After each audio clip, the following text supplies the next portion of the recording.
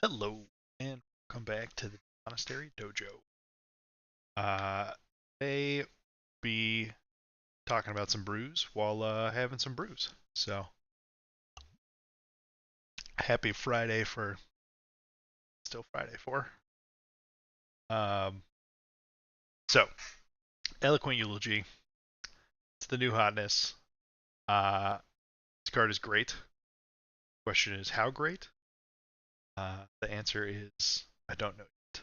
I did just verify that it seems to be working on Talishar at the moment, or at least in a private practice game. It attacked for the correct amount. It had a power and had a card image, and it made an eloquence token.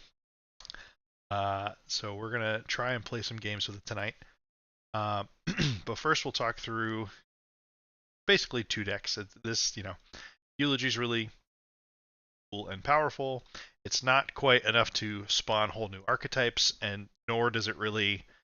Uh, this isn't the kind of card that's going to make a like a full dedicated OTK deck any particularly better. Um, so only two decks to show tonight, but we're starting off with everybody's favorite Jack o' Lantern. So everyone hail to the pumpkin. Um, all of our equipment loadout here is pretty much the same. Admittedly, I didn't put a ton of extra thought into it. I kind of just went with my default loadout for my usual deck list for this one. Um, but this version is trying to be pretty lean, kind of like a much more lean, aggressive version of the deck. Um, so this main deck has 57 cards in it right now. Of those 57 cards, the only misses for Jack o' Lantern, like full misses where you neither get a playable card and banish or rune chant for whatever you banish, or for whenever it's a red card, is Mavrian Skies. And then we have three more Mavrian Skies in the board. That constitutes the entirety of the possible misses for Jack o' Lantern. So this version is trying to be a little more low to the ground, a little more efficient. Uh, we got rid of some cards that in the more standard mid-range versions of Vynnset aren't. Well, they're probably considered pretty close to uncuttable in that version. Here, since we're trying to go more lean, currently widespread annihilation is not even in the deck, and destruction's just in the board. So that means that our only 3-cost gate is Deathly Whale, um, and so that'll sort of hopefully keep the wheels churning. And then for this version again, that's trying to be a little more low to the ground. Um, Bounding Demagon, Eloquent Eulogy, and Swarming Gloomveil give us a really nice base of low to no cost extenders and follow up plays. And then all of, I say all, there's not that many more, but the other 3 gates that we have are all two gates, and then good old Shadow Verser. Um, everything else is pretty low to the ground on cost, and this is just trying to be uh, a interesting form of an aggro deck. Personally, I don't think Jack o' Lantern is a. It's a cool as hell card, but I don't think it is good enough long term. At least not without another whole, until we get Monarch 3.0 to really supercharge the quality of the stuff that we're going to be blindly banishing with it. I don't think we have that density just yet, but this version of the deck is pretty neat and definitely gets a boost from Eloquent Eulogy. Because, like, there's worlds where your turn is just Deathly Whale. You can Tunic Creepers, Jack o' Lantern at instant speed, and, you know, now you've got, if you hit Eloquent Eulogy or Bounding Demagon off the top, those are just actual hits. Funeral Moon's still a hit. Um, it's niche, but it's pretty awesome. Um, the board plan not fully thought out. We just ditched some stuff that was a little clunkier compared to the main deck. We in this version we're utilizing the eloquence less overall, or we're not building to specifically try and take advantage of the eloquence. So that's why Read the Runes is in the sideboard. But that could very well be wrong. Eloquent Eulogy might just be good enough that you want all those. But in this version, we're utilizing this more because it's a 1-cost gate and less because it gives us eloquence tokens. Cool. Yeah, equipment's pretty standard. Nothing in this maybe board is going to surprise anyone, I'd wager. This isn't the version of the deck we're going to play tonight because it's not the version of the deck that I am most interested in testing. The version that I am most interested in playing with is a little more classic mid-rangey. So all the usual suspects for equipment. Eloquent Eulogies are in the main deck at this point. Funeral Moons, they were in the main deck anyways, but now they're just kind of supercharged and still in the main deck. Read the Runes. All three main might not be correct long-term decision, but we're sciencing right now, so I want to see my eulogies and the payoff cards and see how hard we can push that or how good it feels to do the thing with Eloquent Eulogy as much as possible. The main deck casualty for Eloquent Eulogy is actually Widespread Destruction. It's probably, I don't want to say probably wrong. It could very well be wrong. Could want Widespread Destruction back in the deck, but just had to find the slots, and this makes our gate curve a lot healthier overall. Then in the board, nothing terribly outlandish in here, except we've got, because we're a 9 Art of War deck again, or excuse me, a 9 Mavrian Skies deck again. I swear I've only had one sip of this brew so far. Because we have 9 copies of Mav Skies, Art of War as a combat trick gains a lot of value, but this every mode on our Art of War can be relevant in this deck, and as with most things Runeblade, or particularly Vynnset, usage will be very contextual. One, Requiem for the Damned. I think for this is more just if I'm going to lean into eloquence a little bit. I think running one Requiem is a little innocuous. It could be, you can sort of chain eloquence tokens together using Requiem and still use it as a shadow non-attack action trigger, and that should help it be a little more consistent for enabling our tones of Vyndal. Only 2. We don't need a million of them. Obviously, the dream is lining these up with eloquence tokens. I know I've had a ton of games as Vynnset where it gets down to it, and I'm like, dang, if I had 1 or 2 more life to work with, we'd be in business. So the notion of getting to run Tome of Fyendal and that life difference possibly being a much more common occurrence gives me hope for her chances to hang with the format. Things I'm not running. My equipment loadout is pretty light right now, but I'm more interested in the Eloquence package at the moment and testing that out over worrying about more specific extra matchup pieces. Oblivion's something that is on my radar. I know that Demerer and Guile have both been jamming Oblivion with Quillhand, and I know there's other people in Purple Core doing the same thing. Haven't tried it myself. It's on my radar. TBD. And yeah, otherwise we just cut the Galaxia package. Sure we get everything. So I think that's about it. So let's play some Talishar. Fingers crossed that it's actually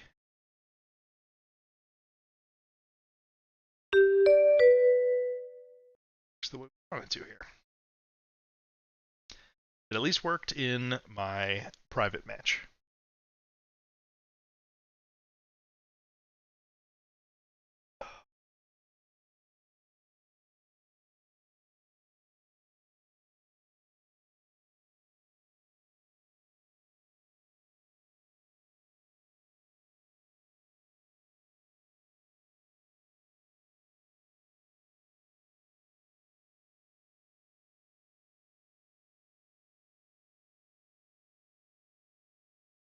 Yeah, it's pretty cool though. Eloquent Eulogy. If Eloquent Eulogy just makes Tome of Fyendal is really potent 2 of that you can run. I would say in aggro matchups, but honestly, to a lot of matchups, at least as a 1 of. Um, if you find one window where you're like, yeah, I'll just eat some damage here, and then on your turn get to go Tunic Tome with Go again, gain 5 life. You have a 6 card hand to work with because you've got your Banish Zone.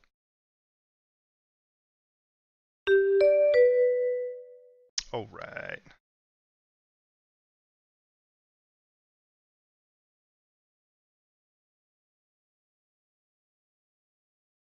All of our good, easy play Banish stuff. Honestly, most of a pile here. Let's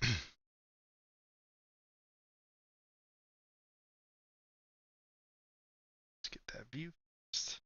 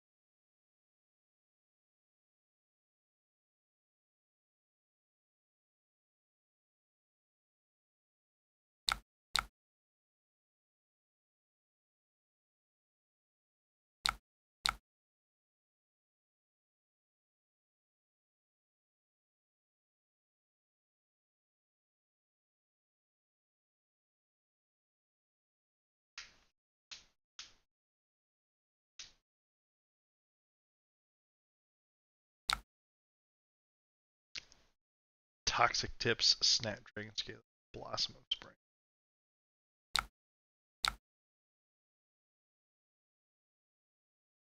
This feels like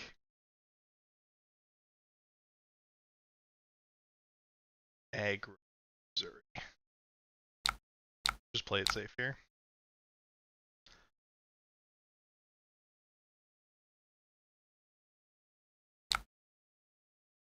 Sneak attack.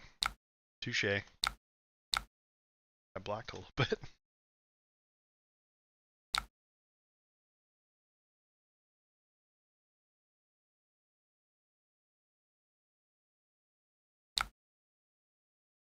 Alright.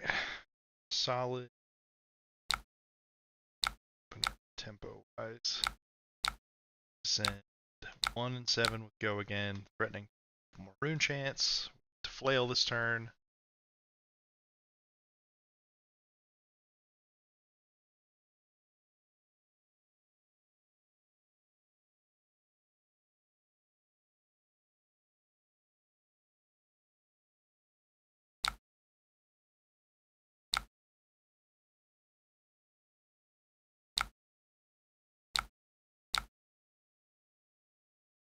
And I think since I have rune chance, I'm not going to bother with flail since we're set up for what gate we want. Oh, beautiful.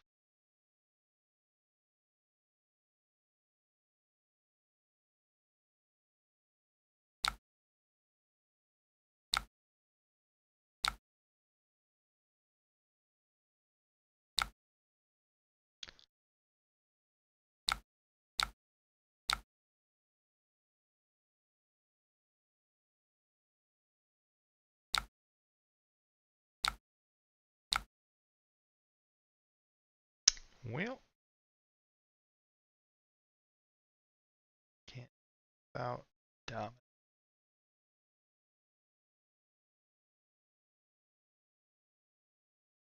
This is certainly want to banish.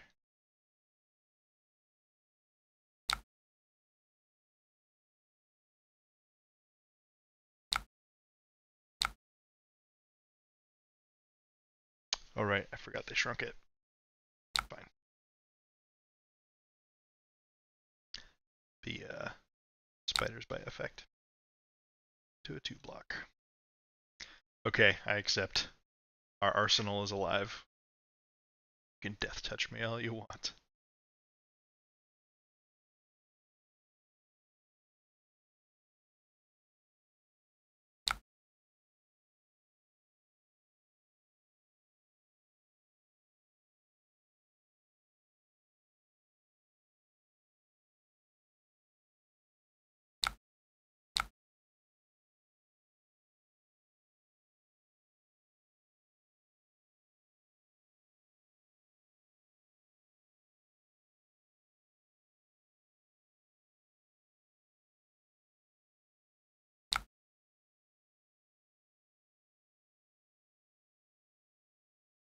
This was a wrong.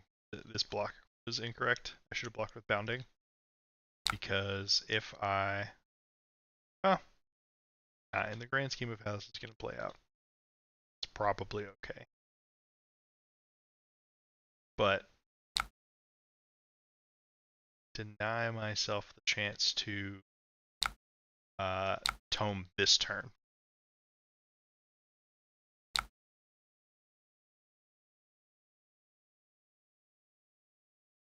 Or like, I could tome this turn. What I'm saying is, if I had a yellow pitch, I could have gone Mauve, Eulogy, Flail. And then when I have Eloquence, I could instant speed with Go again, tome, draw 2.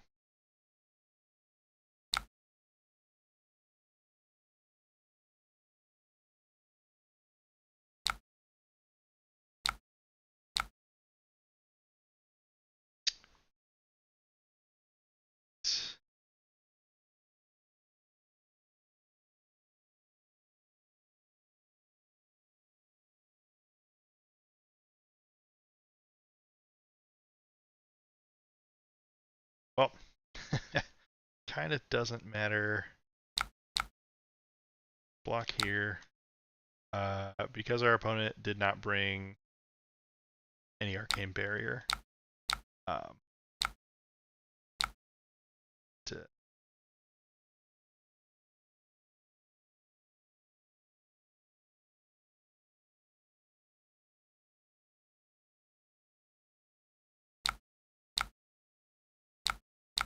take the conservative route. Dealt.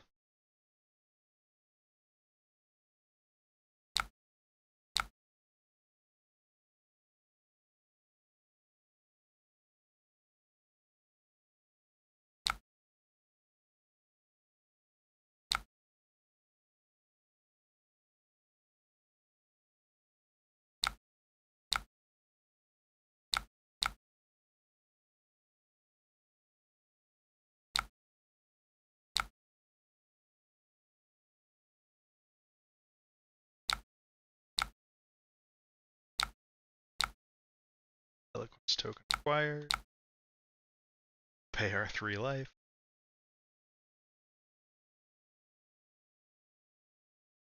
This is it. Gonna be the.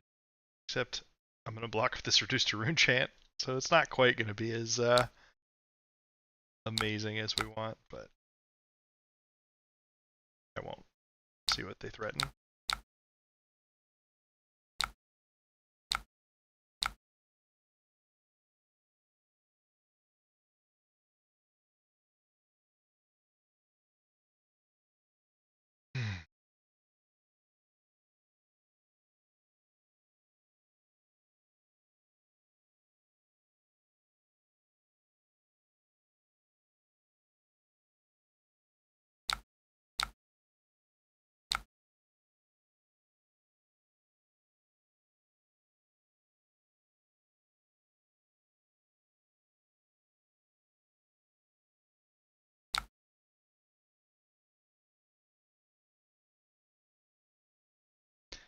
here since we have Gate Banish and we're getting rid of that blue just to look for a little more action. Virulent Touch. Okay, so it's not defended by a card from hand, so we're just going to take 2, keep the reduced rune chant. Let's do the thing.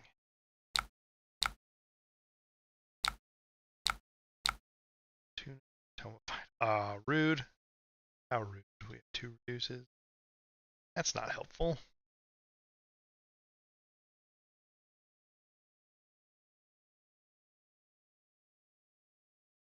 Gaining 5 life is pretty sweet, though. So we're going to Creepers in Incantation. Go again.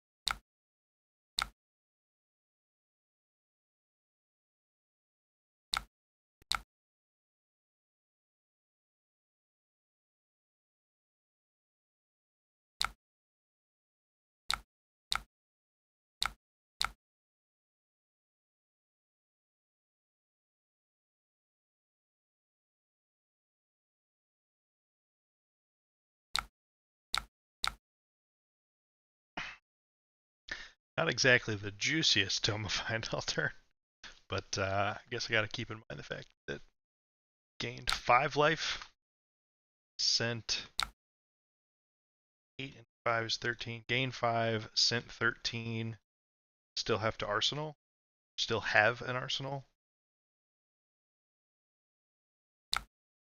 and that was sort of a lower power.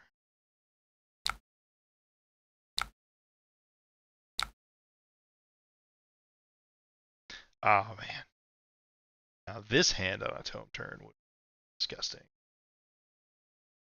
Instead it will simply feed.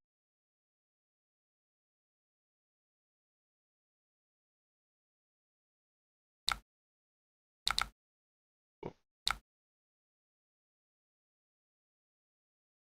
Okay.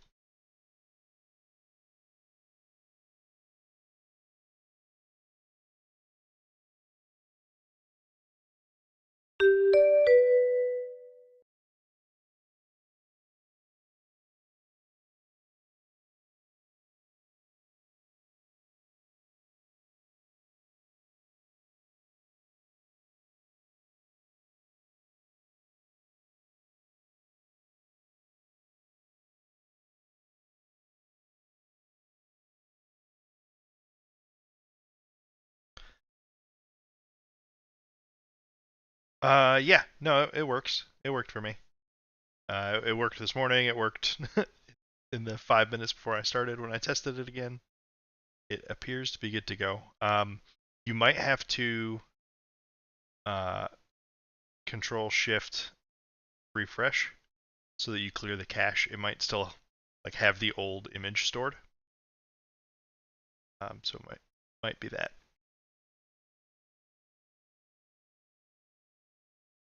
Come on, who doesn't want to play against?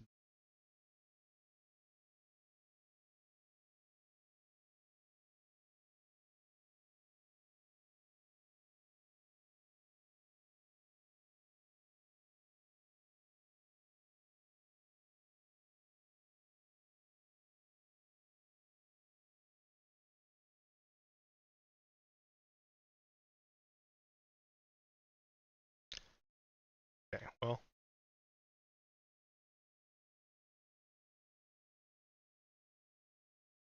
while I will share with you my zany theory on remaining spoilers for the expansion slots for this set. So, historically, uh, the ordering for how cards appear down here, or at least precedent based on other sets, is that the order should go Assassin. Never mind, theory will have to wait.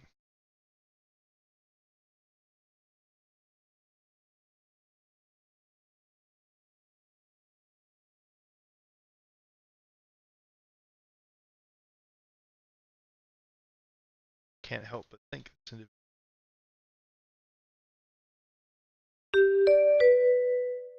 Trying to decimate me.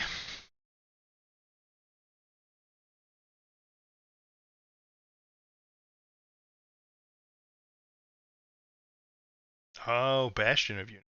Okay. Got AB this time. Good to go. This defense together with a card from hand. This gets +1 until end of turn to Temper.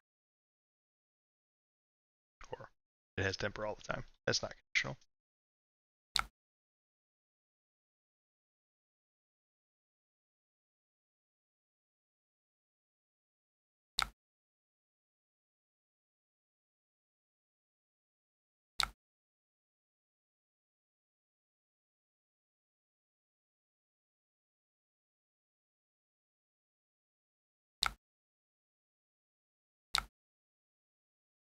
Hmm.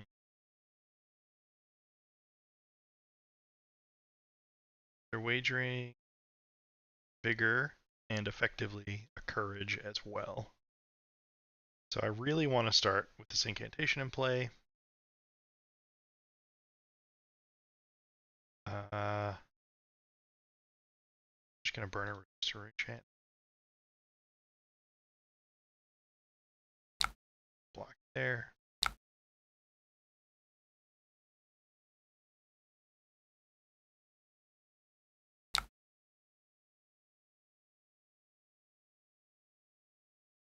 Created my trap card.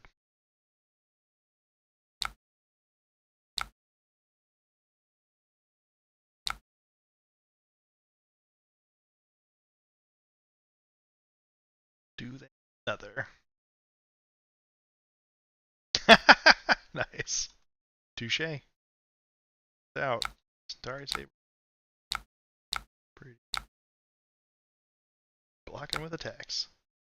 Oh man, I could have. I almost said it. I had the thought and I got punished for it. I'm not. I don't feel surprised that we just drew this garbage as our hand this turn.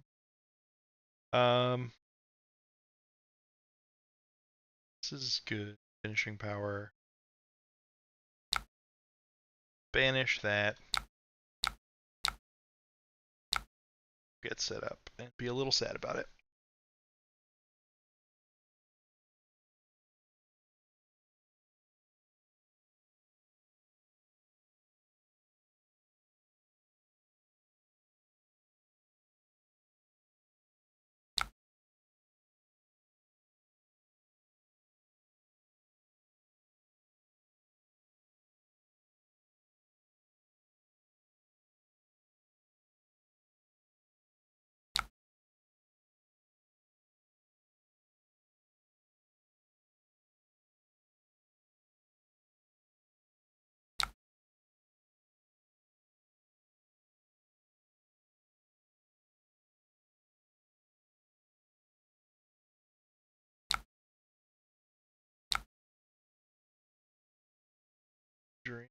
Agility.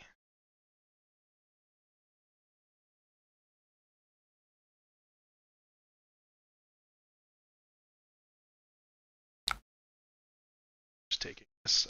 You get a turn. I don't mind taking a bit of damage. Agility isn't that scary out of the deck. They're more interested in the gold. I'm confident. I am assuming that our Olympia opponent is running Visit the Golden Anvil.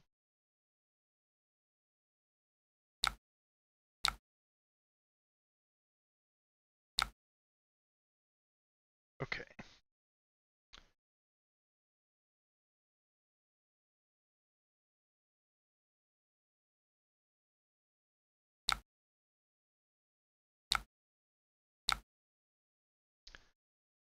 Let's see.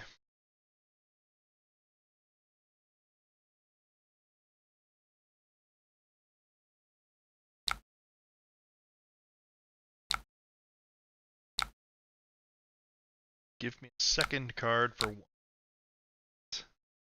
Mission accomplished.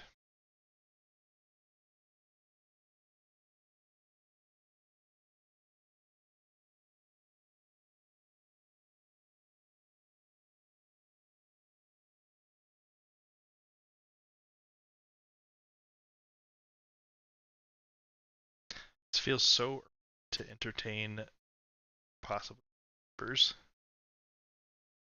Way too early. I could gain 3, draw 2, play out another incantation or something.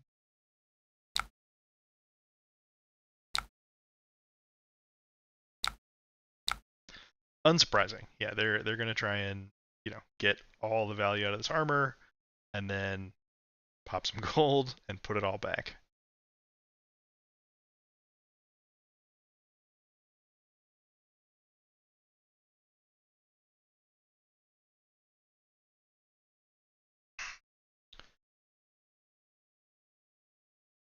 I have 1 rune chain. Yeah, this is like not super deal. Try it.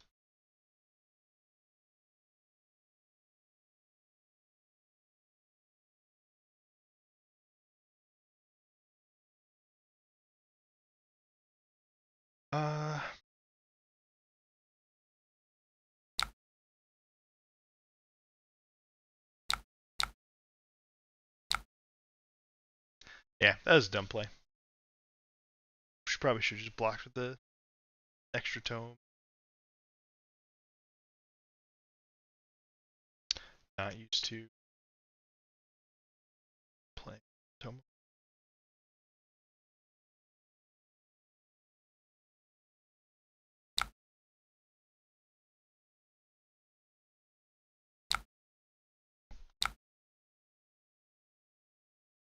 Courage. Ugh.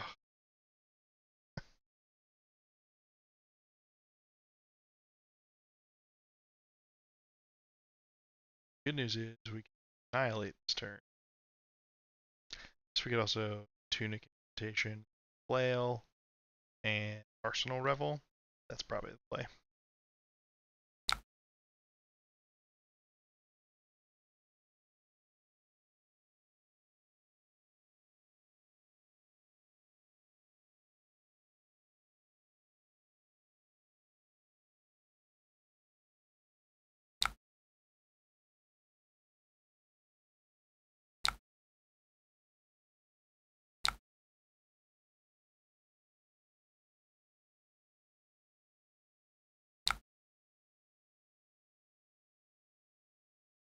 Ooh, lots of reds.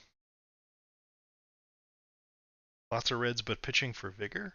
I mean, I guess if that's kind of all they could their hand do, I guess that's reasonable.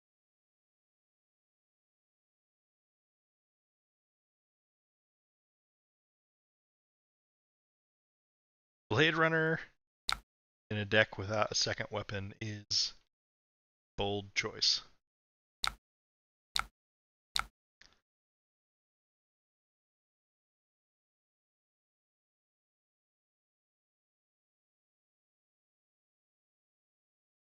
Pay.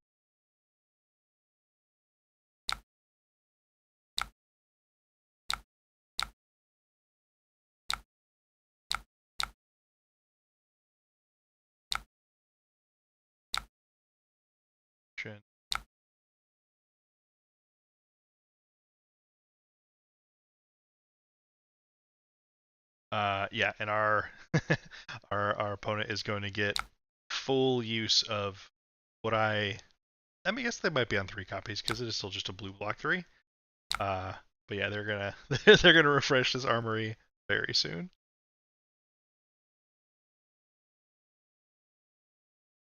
Okay, so now they have to decide. A good chance we get the whole hand here, unless they're planning on just taking 10 to the face.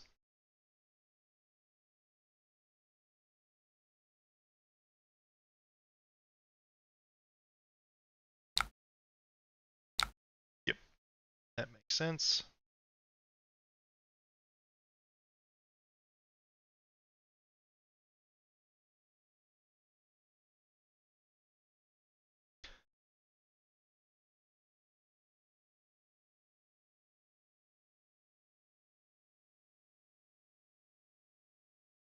interesting. So I didn't sideboard this way or start the game thinking about it at all. But if your opponent's win con is recycling armor pieces repeatedly, that makes trying to do some semblance of an OTK a lot stronger. Oh, that's it. That makes so much more sense. I wasn't even thinking about Bastion of Unity. That's going to be why. So they're going to rebuy like 8, or yeah, but by 4 different Temper 2 equipments back. That is so cool.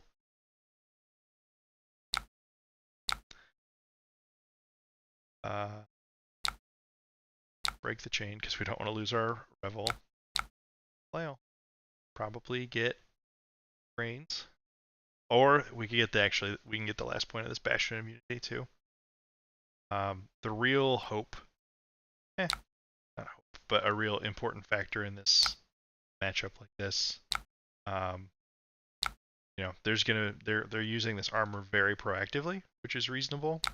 But can we capitalize when can we capitalize on the moment when all their armor is down, using it so aggressively? Ooh, you know what? This Artivore would be really good. Not now. Okay. Let's be disciplined.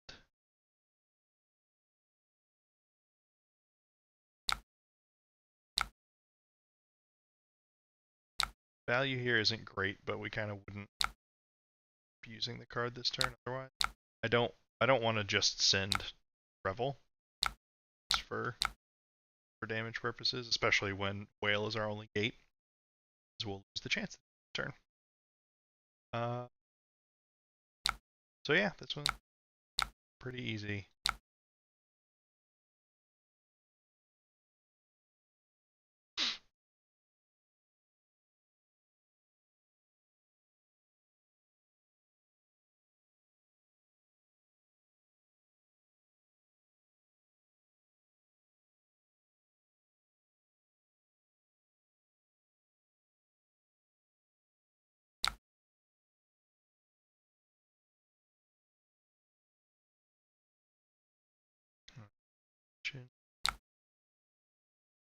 I guess given the way they blocked last turn, I should have paid 1 just to make sure I get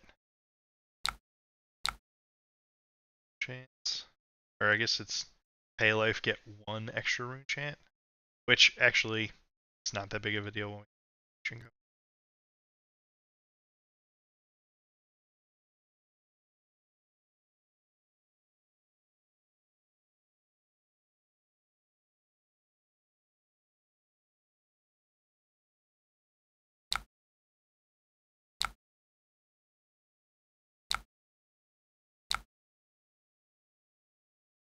Absolutely.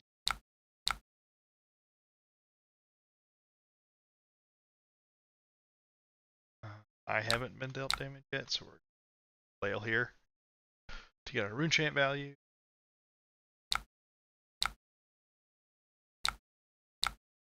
It's all coming together.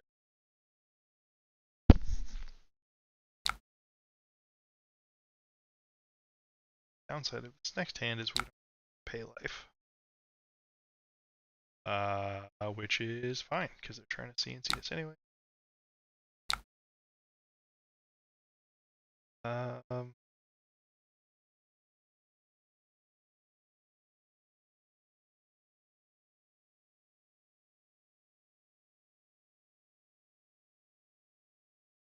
I think I care about this damage.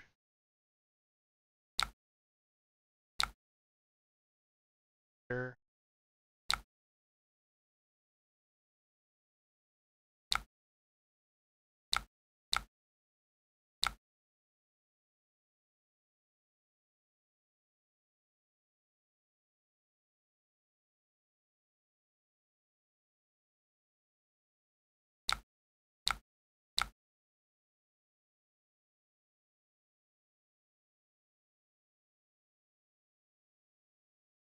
All right.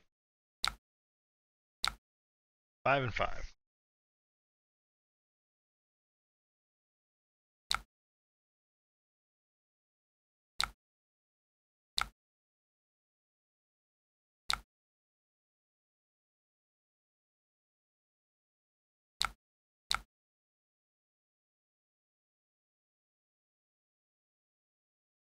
Actually, I should have put the blue Mauvrian Skies in front of Deathly Whale, because then that way damage connecting, uh, physical damage connecting, or damage connecting and the physical presents 2 chance.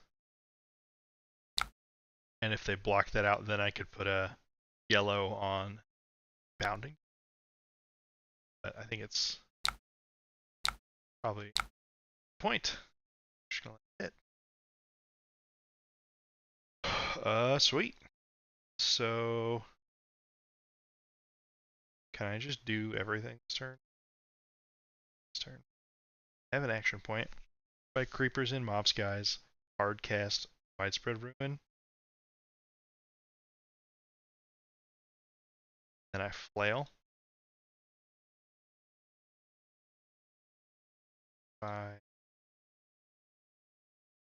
I'll stay at 2 actually. Yeah, I can still do it all in.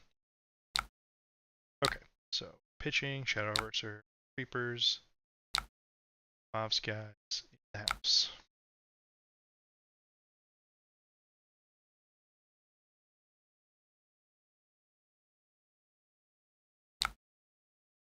Hardcast. So the cool part here is we're going to be able to follow up with Bounding Demagon and Flail of Agony all on one unbroken combat chain. So we're going to... Right? Yeah. So we'll still get our yellow Flail value this turn. Or our yellow whale chant.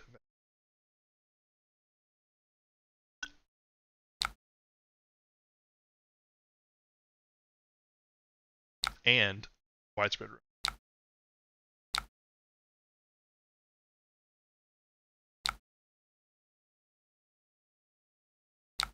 This was 10 into 8 to 5 is 23. 24 damage, plus potentially drawing a card and making a chance.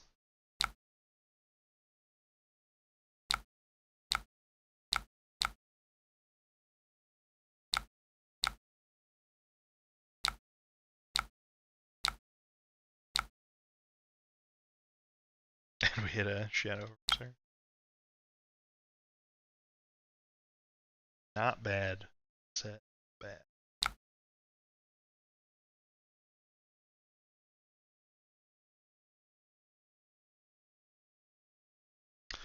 They're popping golds.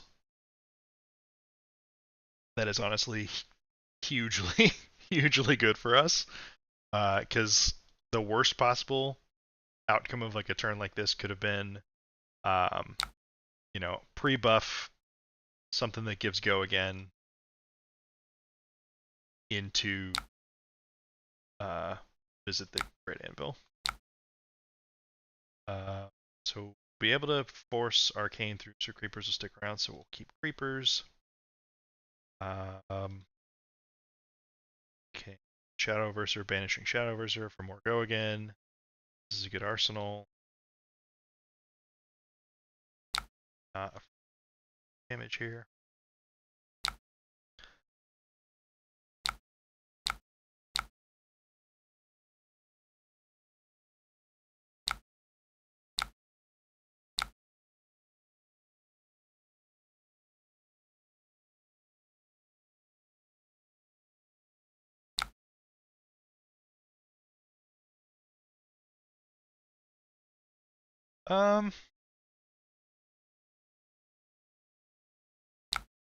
Actually, so I'm gonna hold off on the Shadow Puppetry because I could a life that matter later matter at all.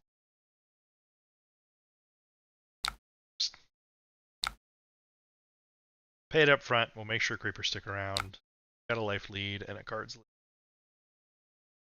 to try and get cute, jeopardize that.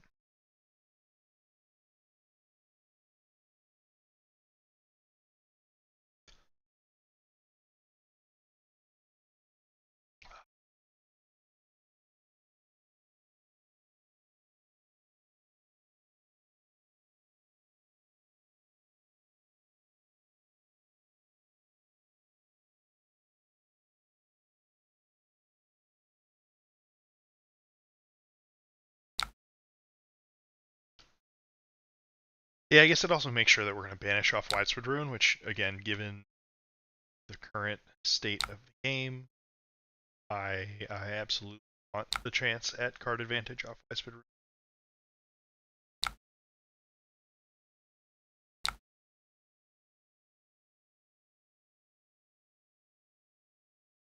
They took all the arcane. There's not a reason to now, but I could represent a Mavrian Skies. But I think it's much better as a arsenal, trying to force it this turn.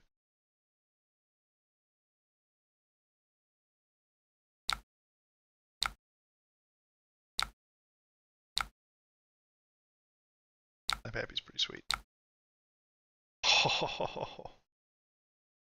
Oh, absolutely. Harm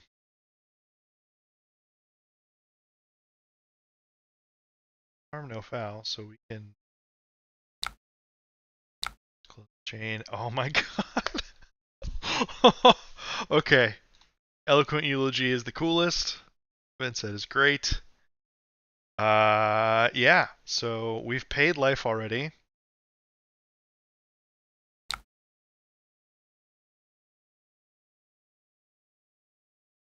So the go again that we can get off this funeral is a bit redundant, but it's cool, so we might just do it anyways. Oh, actually, no. This lets me keep Mavrian Skies for next turn, because I can. This is so cool. So I can gate Eloquent Eulogy.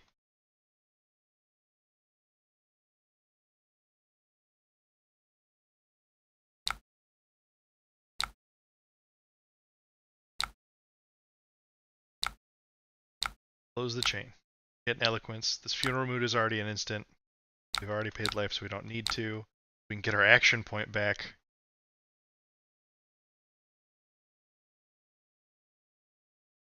And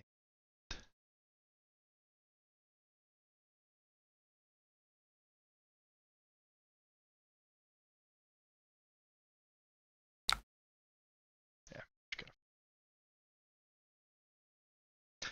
since creepers are sticking around, I don't mind Shadow Verser. Like, this is just a 2-point damage sink next turn.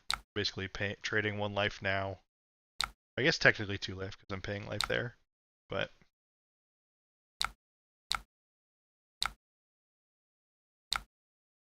regardless, we're in a very comfortable position in this game. Yeah, and this Revel should do it.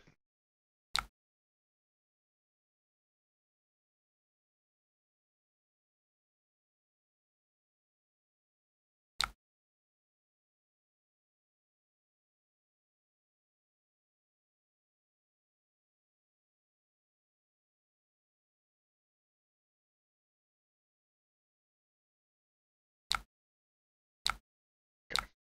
Them sinking a ton of thinking.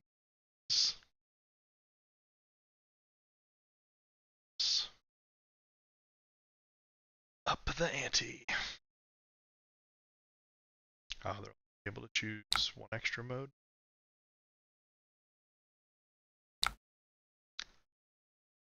Pick 2 modes.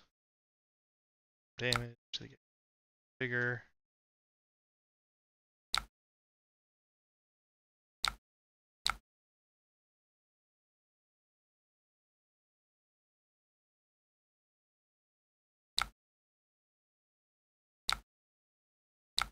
This one's kind of plain.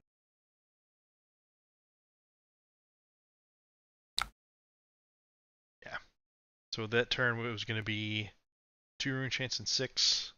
So assuming all the mobs get hit, that we don't get this chance, we're going to threaten 8, 9, 10,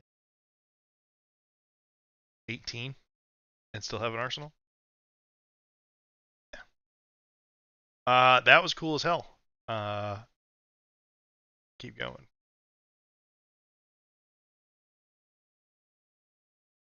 Hopefully, forever cue to pop. Oops. Oh wait, no, this is right. Private. Public. Um, all right, so my my spoiler theory.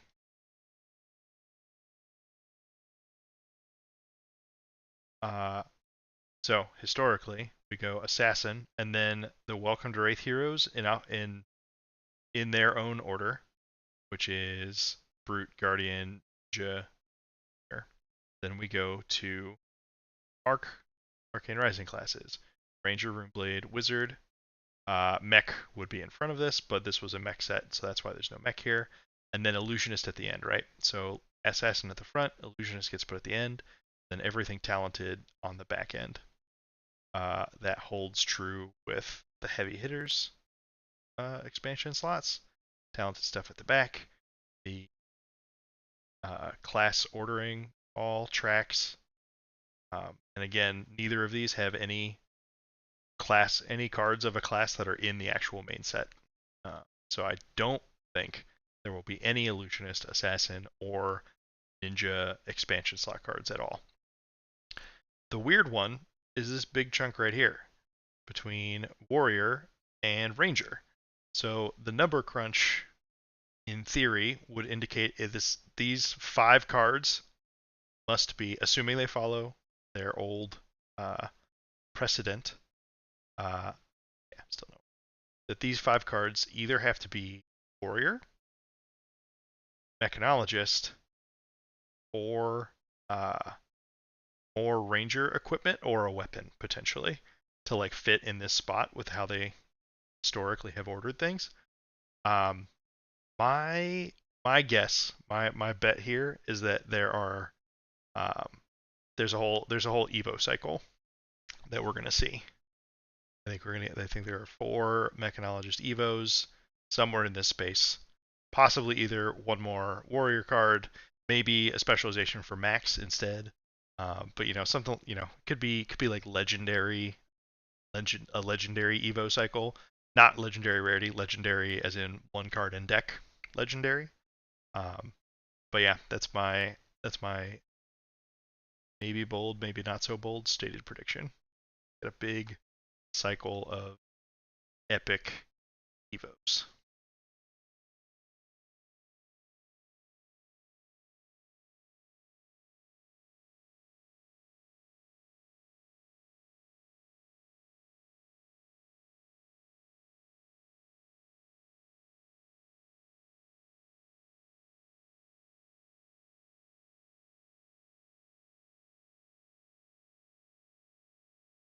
There are also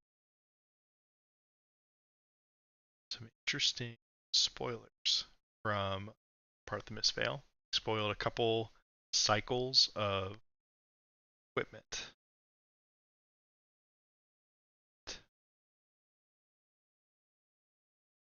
Can I open all this?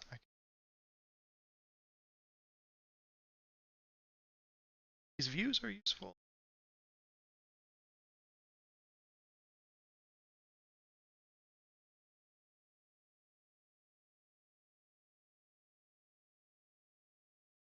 All right, so visual card reveals. Cloaked equipment. Equip this face down. So, ooh, actually, you know what? Immediately thought of a funny issue with this, but I suppose it'll be pretty easy to enforce later. But so there's a whole 2 cycles of equipment.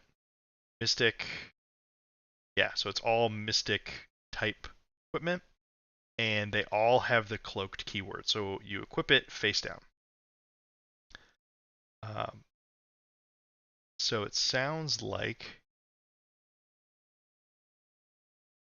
so yeah, so each, all of, yeah, it looks like the cloaked. No, okay, so there's two general vibes here, right? So the sky cycle are cloaked, so they equip face down, and then instant destroy this, prevent the next 1 damage that will be dealt to you this turn. Activate only while this is face down. Okay, so this one doesn't flip face up, but this is basically just a any type damage prevention at instant speed. Skybody Kikoi.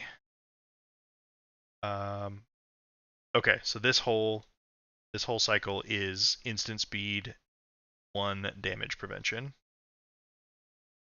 Yeah. This next batch, yeah, so that's the sky cycle. It's koi something. Or water or something. All right, the water tribe equipment. Cloak to equip face down. When this is equipped face down at the start of your turn, if you have exactly 1 life, you may turn this face up. When this is turned face up, destroy it. Search your deck for an inner chi, reveal it, and put it into your hand, then shuffle.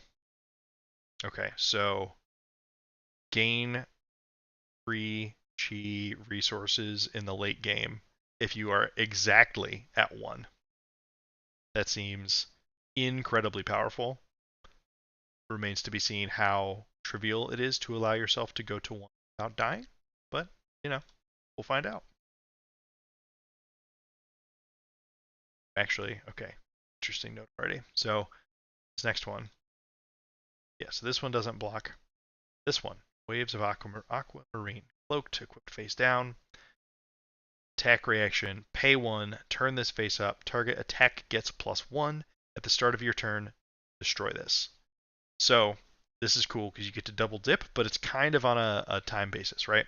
The way might is worse than courage because it makes you do a thing to get the value out of it. So this is chillin' face down until so you'd want to use the attack reaction first, because you flip it face up as part of the attack reaction. At the start of your turn, destroy this. So you want to attack react, get your 1 point, hopefully additional value gets forced through there. And then on the following turn, this is just locked into blocking a point of damage somewhere on the combat chain. Obviously, you don't have to. Your opponent could be like, pass, and then you can't do anything with it. But the fact that you get to double dip with that is pretty strong. Okay. This is going to be very strong. Target attack gets go again. Attack. So this can be aura attack, this can be weapon attack action, weapon, yeah, like everything fair game with this. So pay 1, get go again. This is, if there's a hero that really cares about this giving go again to so many different types of things, this could be constructed playable for the fact that you also just get a point of block value out of it too. But yeah, this is very much reads like high draft pick priority. Aqua Seeing Shell. Head. Pay 3, turn this face up, draw a card. Okay, classic effect. A little bit better because it is going to block 1. How does it work? Yeah, so these you wouldn't be able to block with while they're face down. Whereas Koi Blessed Kimono can only... There we go. Riptide.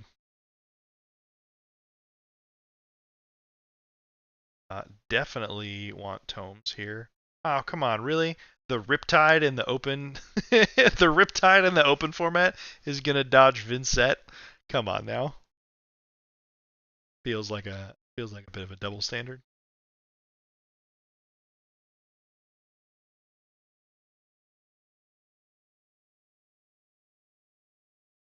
Now we must wait again. Come back here, Koi. Yeah, this has the potential to be insane. Like this, the upside here is good enough that like there will be times you could want to put yourself to 1 on purpose to get this value. It's a super weird niche case, but if you have Waves of Aquamarine still available to you, and you're desperate, right? If you're like, okay, somehow if I can just my current hand doesn't have chi, if my next hand has chi, I can just win on the spot. You can, pitch any one card from your hand. If if your opponent was going to attack you for enough to put you to 2 and not 1, you can buff an opponent's attack because this doesn't say it has to be yours. So you can use Waves of Aquamarine to help specifically get you to this 1 point of life, which is pretty cool. Similarly, all of these sky equipment being instant speed helps you sort of play the game that could let you get to 1. Also, we've seen next to nothing else about the set, so could be overvaluing this, but still seems very cool.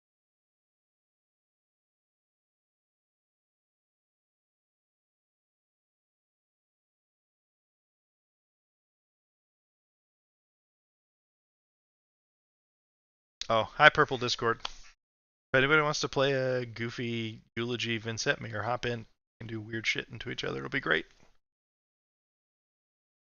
Bonus points if you bring your brew.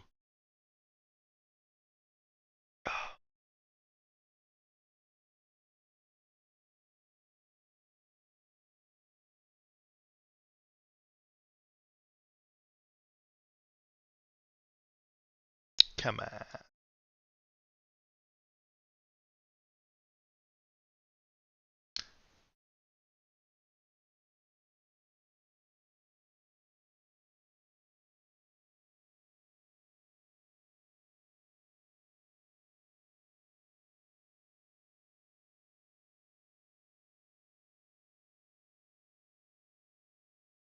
Well, so far in 1.5 games, drawing Eloquent Eulogy has felt dope.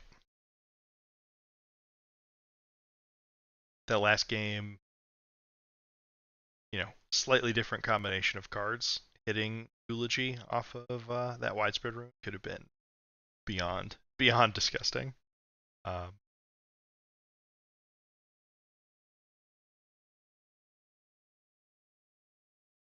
it's certainly possible to into certain matchups that we're gonna miss widespread disruption it offers, but at the same time, I wouldn't be. I don't know. I personally, at least for initial testing purposes, feel like keeping Phantom Wraith and ditching widespread destruction is I don't know. I like the lower curve. Things being cheap is good.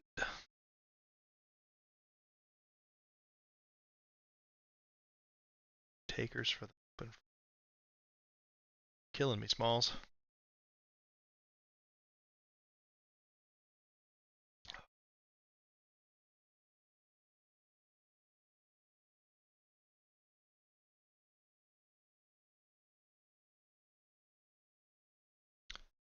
And don't make me go play Vynnset without Eulogy. That'll be so sad. Defeats the whole purpose.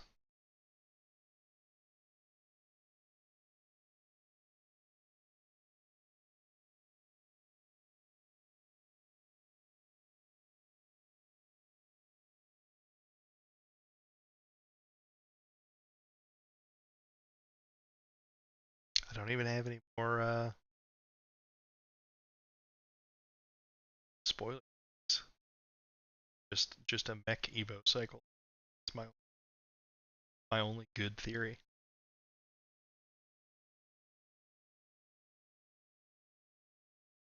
Also, really, there's like I want a non-talent Runeblade card of the caliber of Runic.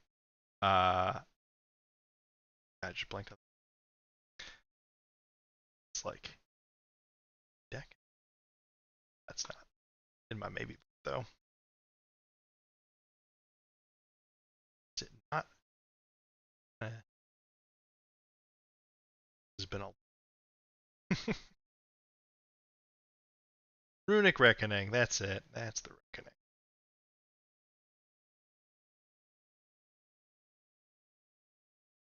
Card of the power level sounds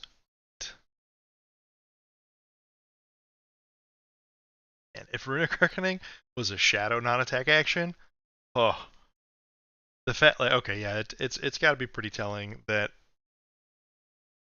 if they allowed me to play 6 copies of Beseech the Demagon, I just would. Just kind of no question about it. I just would. Um,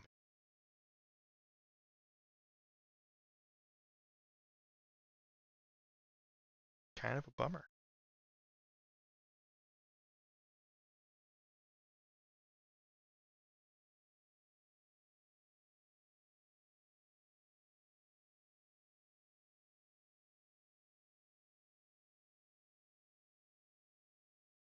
Surprises me a little bit that nobody's out there trying to jam Levia games with Shadow Realm Horror. That card is insanely strong.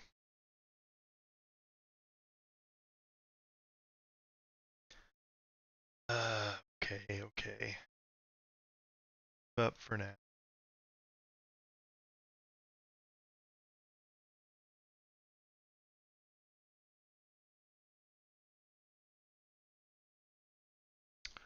It's a little awkward though.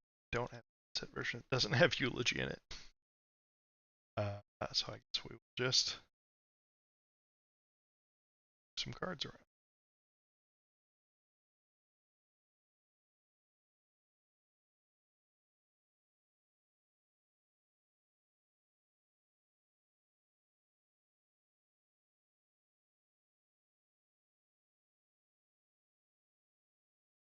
Yeah, it's not that different.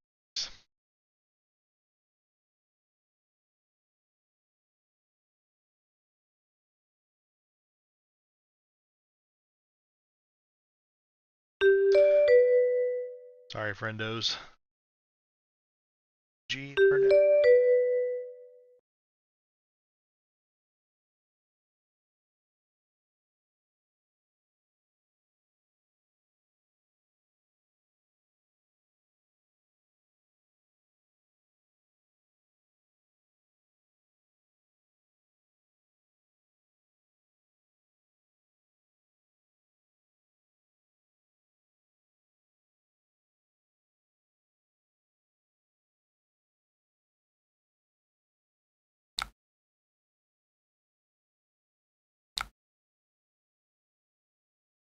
Well, I don't hate this.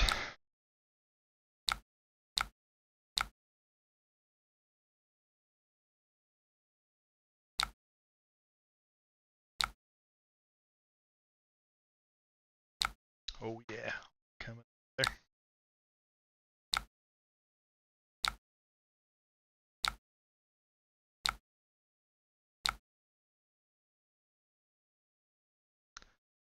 Strike.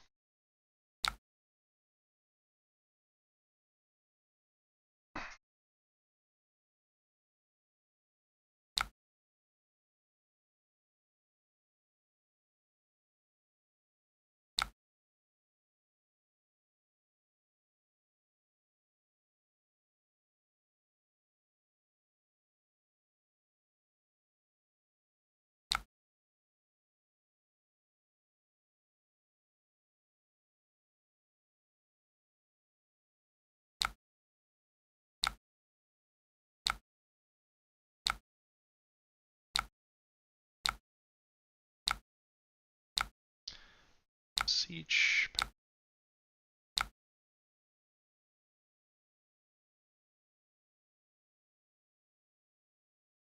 So we're not going to run out Funeral Moon here just for it's much better. Arsenal A as disruption bait, and if Crowd of Providence away, cool. We turn it card we want. Uh, Otherwise, hit Incantation in our next hand, or Annihilation in our next hand uh, to hit a different threshold after they punch us in the face. We can do that.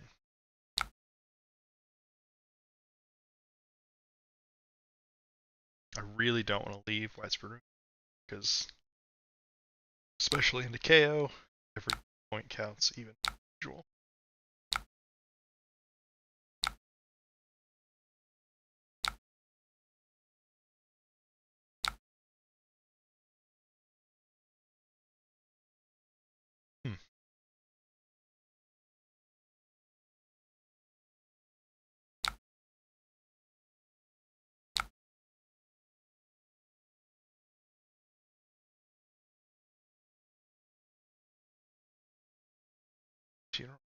sucks here.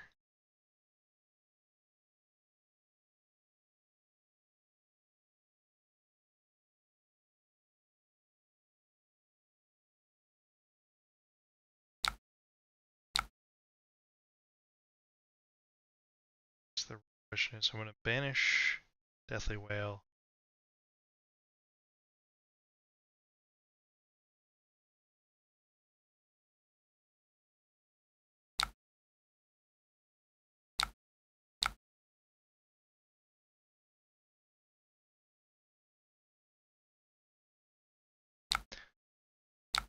Turn to something else. Okay, well, it's not better. Here we go.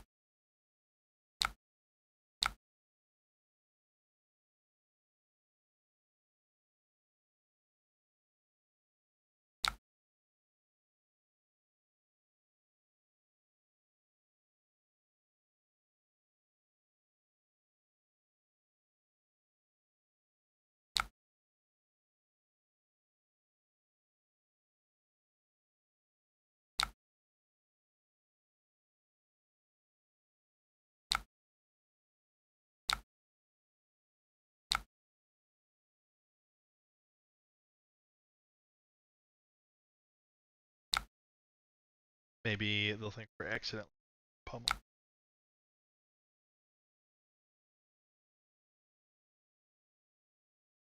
Sorry, just hopped on. This is regular old CC and not open format because we couldn't get a match there. So G's will be drawn this one.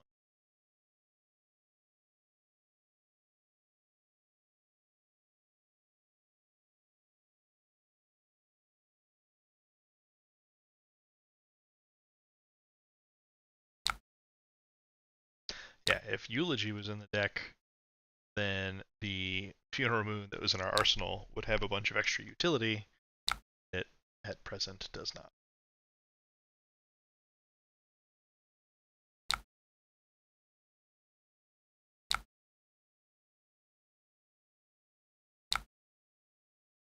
Ho ho ho! Swing and a miss.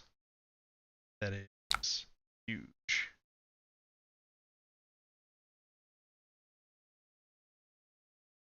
Probably stating opponent's chances of F2, go up to 3.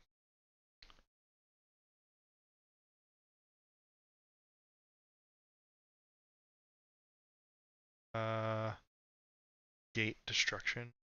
This guy's hardcast, I think.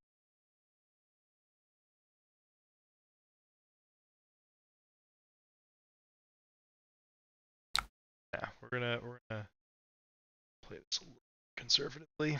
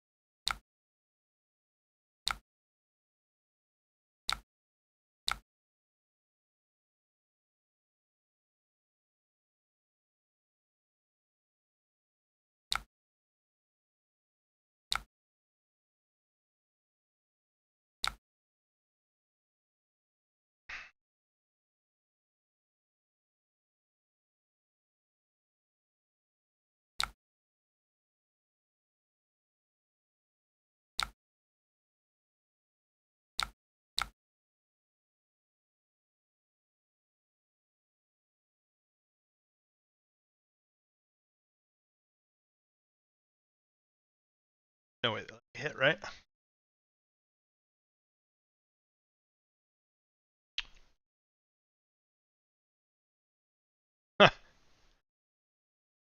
Okay. I don't hate to see that usage of Sash.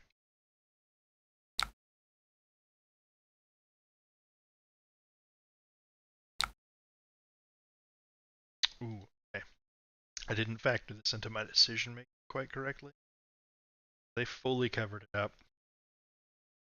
It's a 2-gate. We'll go for it. This is going to make me have to banish his Phantom Wraith, so I'm going to take an extra point this turn.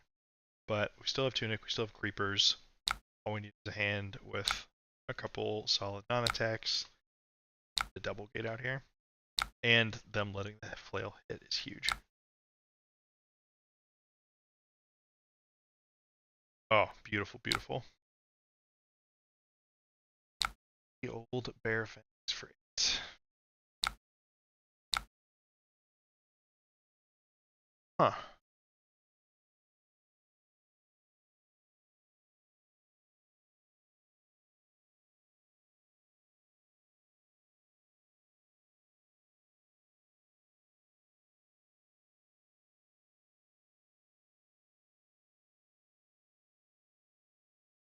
Tunic Art of War here seems bad.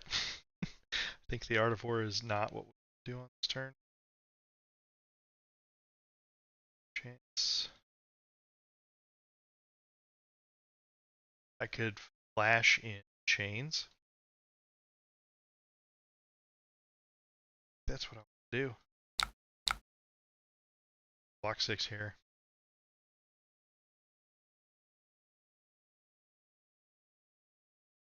So chains is specifically good into KO, specifically stops stuff like Bear Fangs. Draw from Wild Ride, they'll still have to discard. Draw.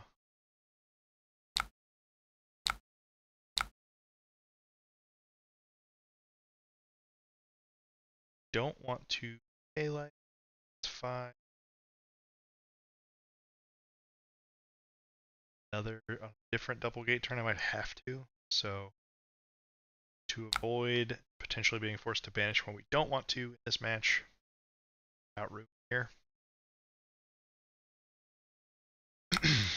And these are really easy rune chants for them to take, which is part of why I'm comfortable spending creepers to put chains into play.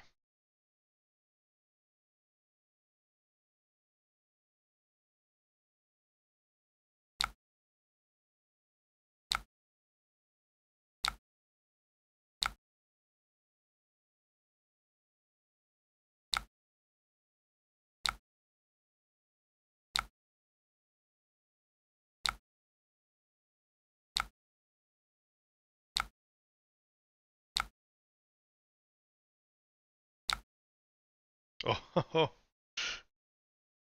saved him from gonna cast bones.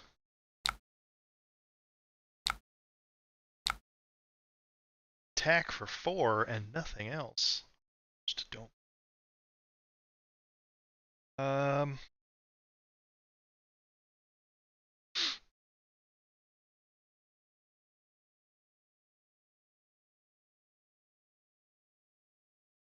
Banish that.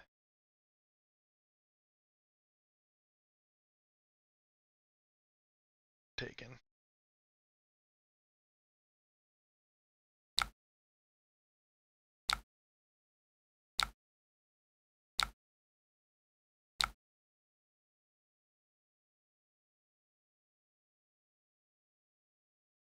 There's also a world here. Okay. Interesting.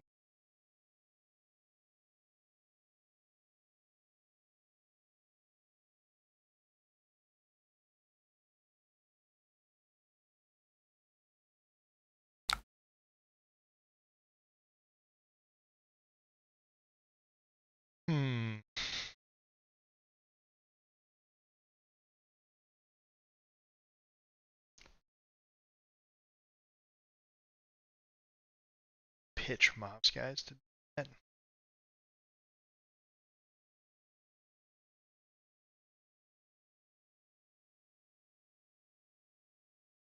Defensive deuce. Well, it's not even a defensive art. Didn't block. Oh wait, no. Hammond blocked.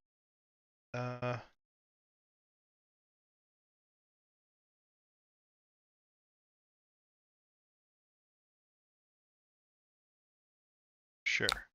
Block here. Past reactions.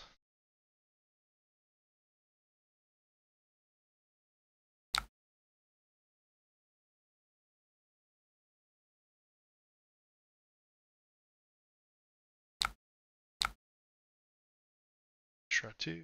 Buff attack actions. Hit.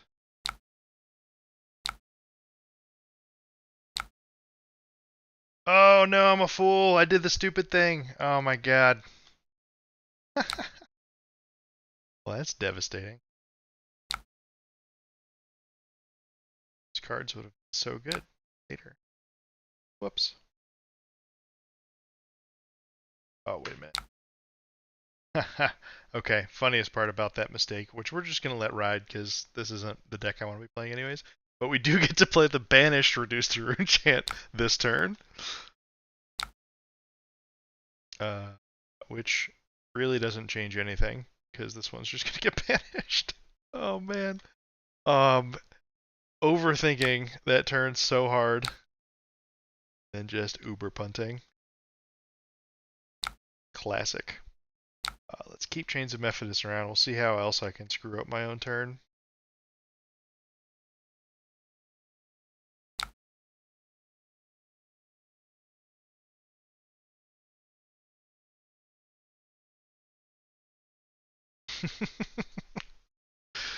uh, that was a good old fashioned punt. It's part of why I specifically was like, I'm not gonna have Sink Below in my deck with Chains of Mephitis.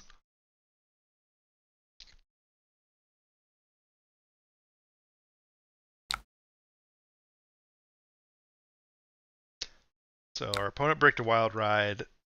We bricked our own entire turn cycle due to unforced errors. Let's see who comes out on top.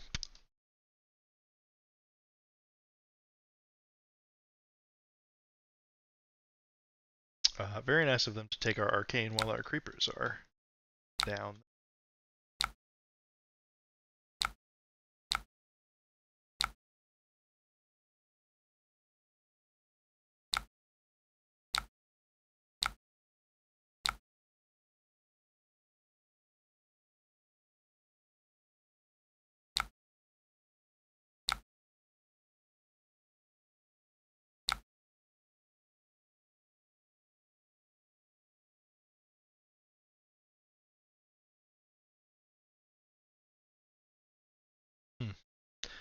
Well, turn is nothing. Hey, Doug, how's it going, man? Just like the good old days.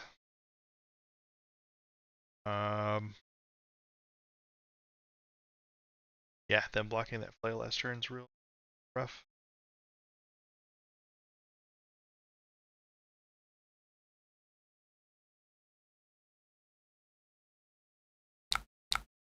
This hand just sucks.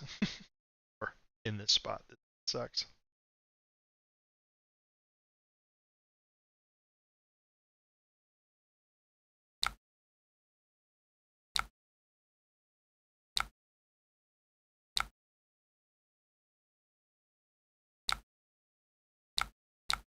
Three.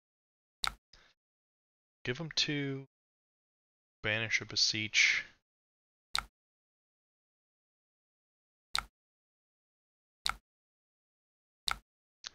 Yeah, man.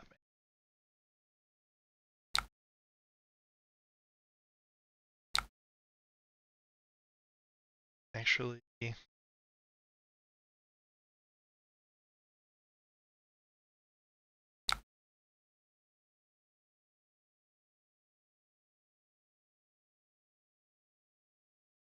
sucks losing creatures. Very unfortunate, but it makes the decision to keep the Shadow Puppetry over the Beseech a lot better. Okay, cool. And this is exactly what we were hoping for. Let's see if we can live. Realistically, so we've got a vanilla 7 dominate again. I already have a go again at Shadow Puppetry, so this Mob Skies is mostly redundant.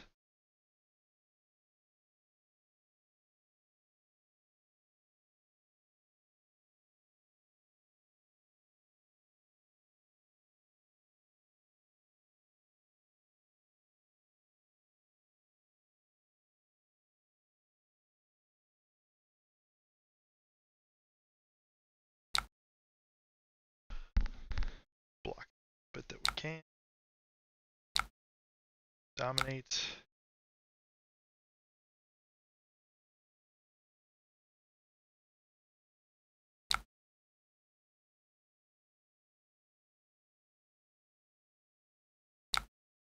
Cool.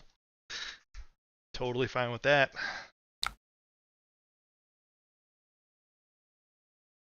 Here we just block 3, go to 4, do our best to threaten a double gate.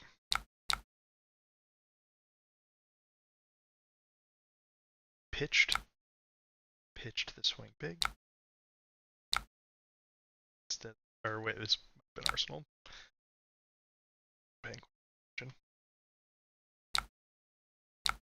Boom.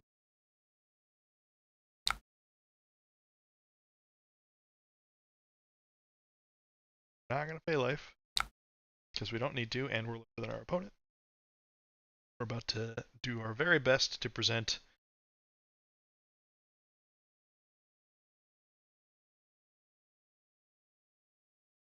two, 7,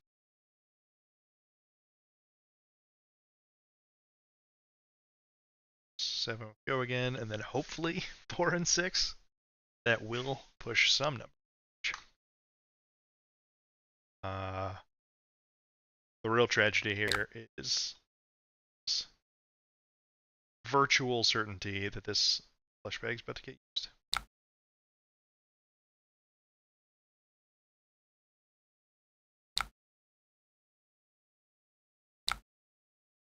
Maybe not, though. Regardless, this is a damage number that they have to respect. Yeah, okay. Ugh, not good. Having that awkward dud sort of hand did to try and keep creepers alive was fortunate. Oh, and they're going to 1. Huh. I actually do to banish blood. Someone arsenal.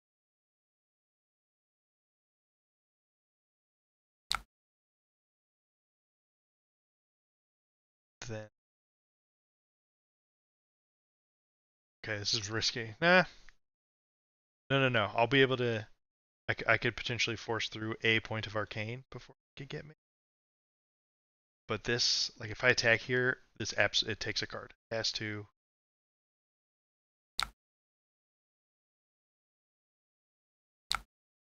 Oh man, I'm just hitting power cards off the top of that deck.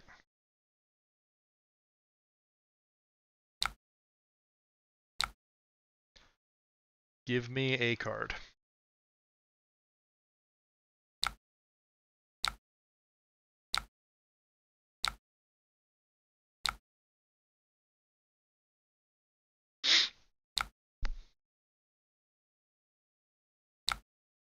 Oh, this is a hope and a prayer. Blood Rush Bellow.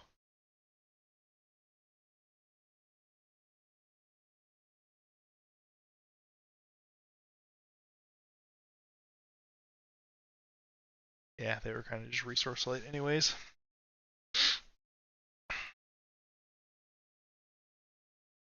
Might get away with this. Law for 6 with go again. 1 resource left.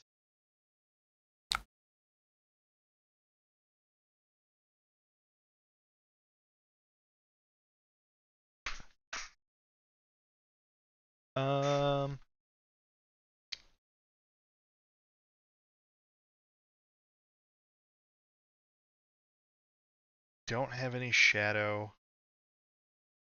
Force through a point. Have to stay alive.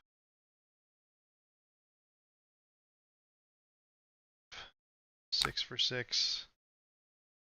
Definitely going to 1.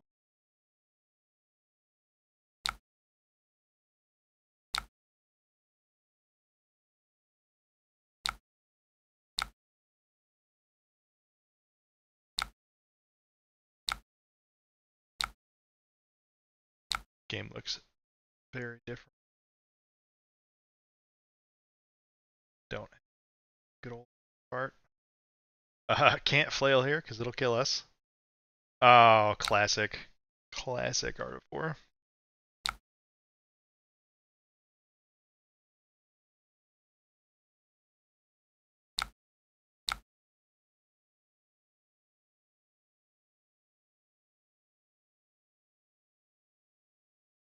Just no plan.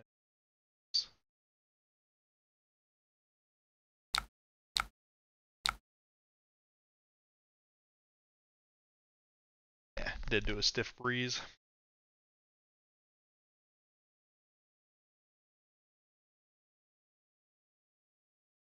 GG, opponent. Our magnificent punt was strong. Mistveil.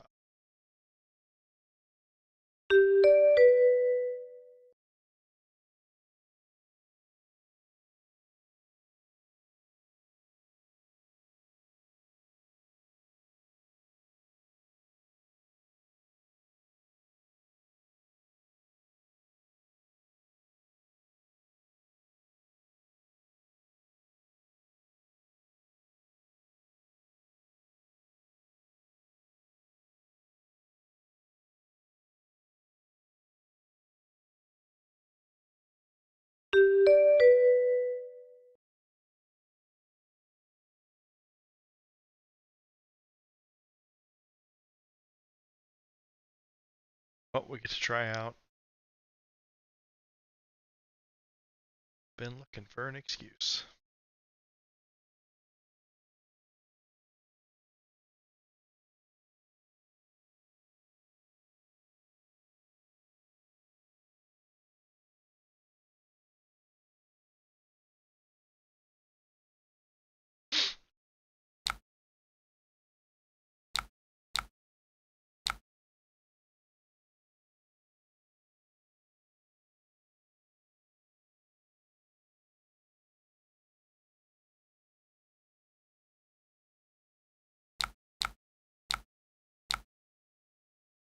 Joke's on. I have 2 more rounds.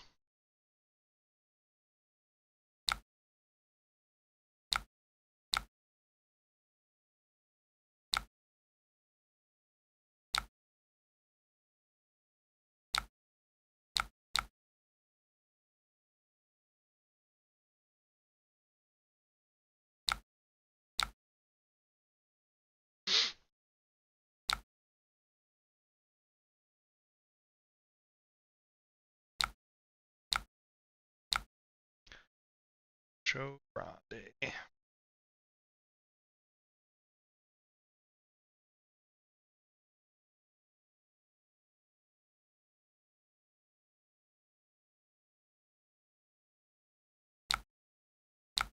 Sure would be a shame if we could just knock most of that in.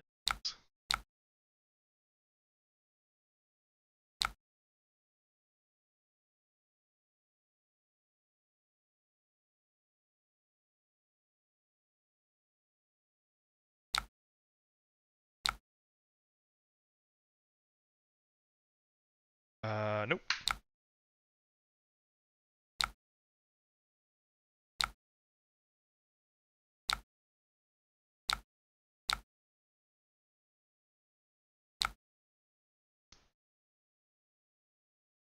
This turns out that blade costs 2. You know, I've become accustomed to weapons being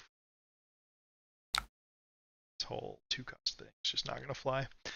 This is a great set of breakpoints though. So 4 arcane is a 2-card commitment. If they don't want to take the damage, you can take some damage.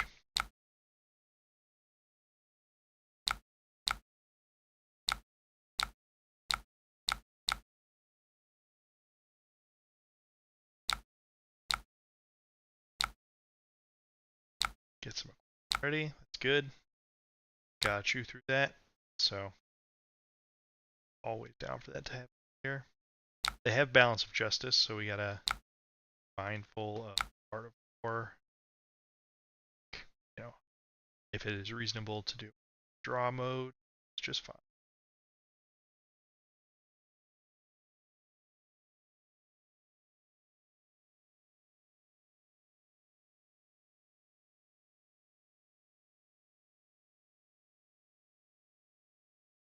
banish, destruction, tunic for this, and beseech the arsenal. Still send a bunch of damage.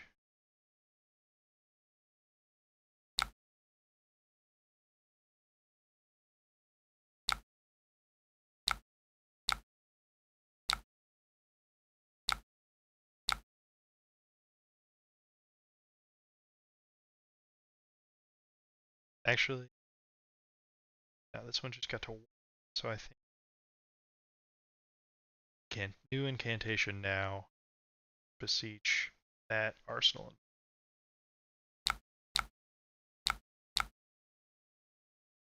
Gets our tunic coming sooner.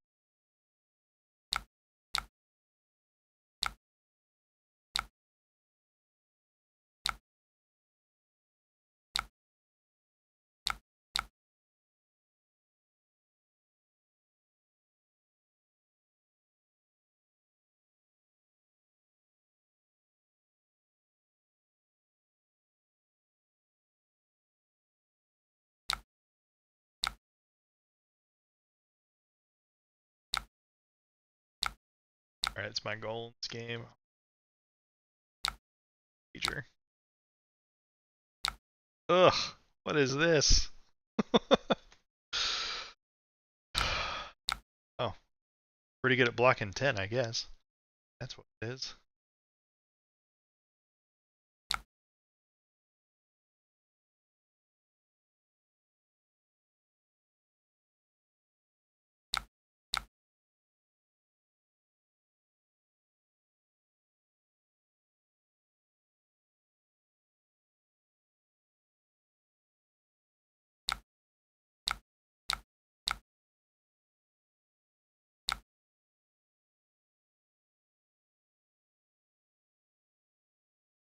I think I'm actually going to banish a blue here, because we're going to, like, 7 versus 8.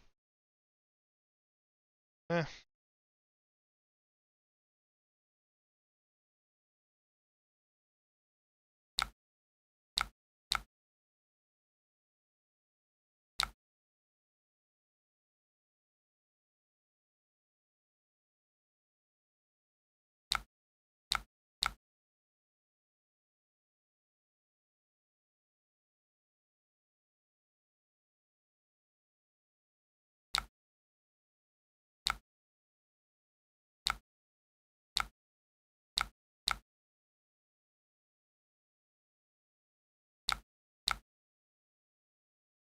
Oh, come on. 0 beats the art of.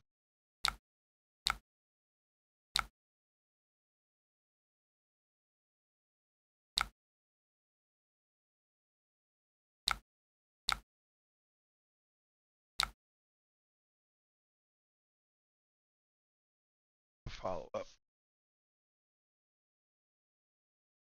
Okay.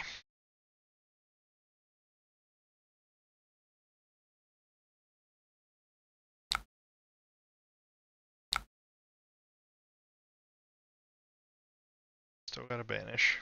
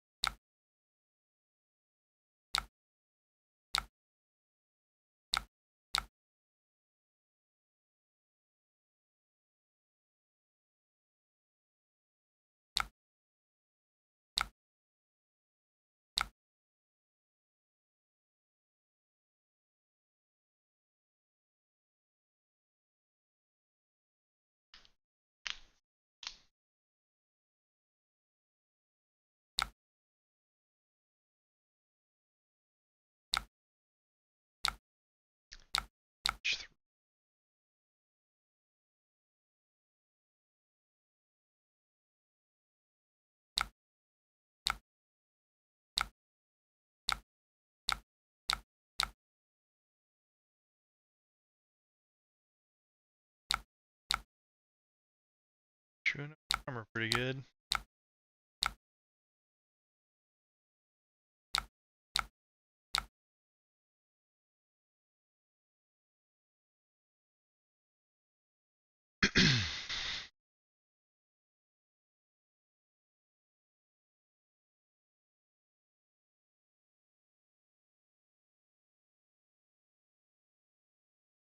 So Tunic Creepers beseech into bounding.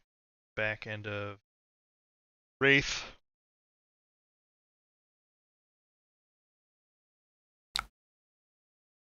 This destroys cards. Call the bluff this one time. Arsenal, Deathly Delight. It's just fun. Hey. Flash. Can you banish it? Can you put that in my banish for me? Come on, pal. Be like assassins.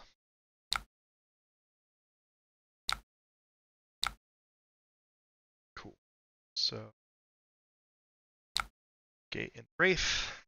2 and 6.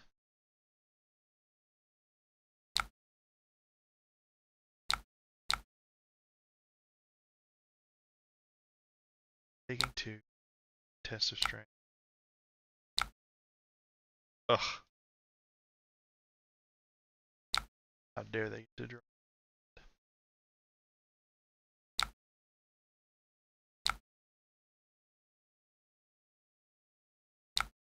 This is where playing this type of game plan to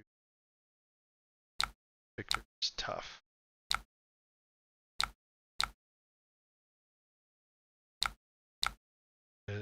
So they got to, block out most of the first thing. And even if they 2-card block this, we're going to push 3 points of damage and they're still coming back with a 3-card hand. Yeah.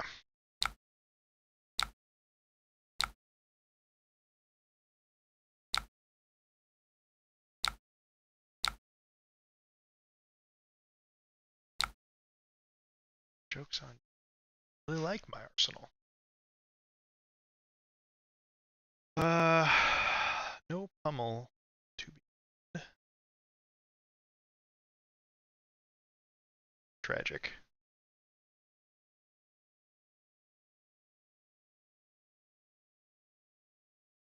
And I'm really just gonna lose my creepers for nothing. Just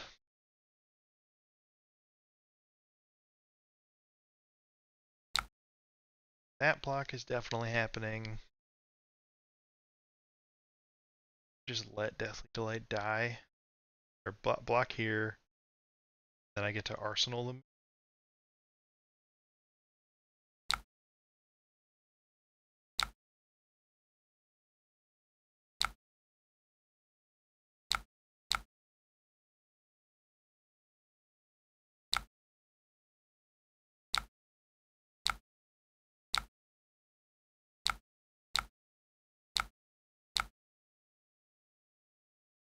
Time for this reduce.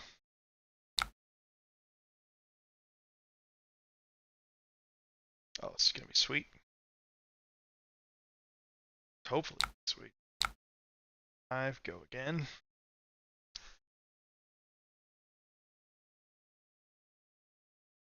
It's very conditionally sweet.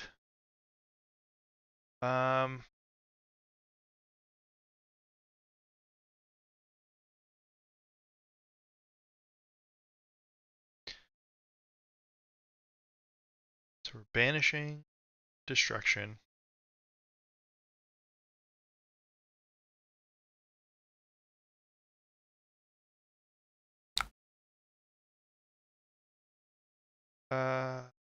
No, because they could just like. We're gonna take this 5 and see what the is.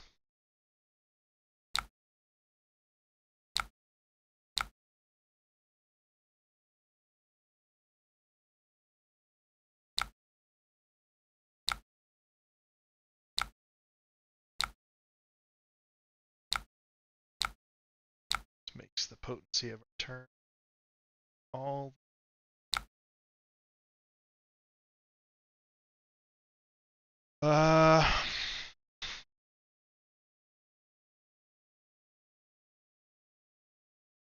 Oh, what am I thinking? There's just no planet where I'm. Ugh. Man, I'm punting left and right. My creepers. There's no to level this turn.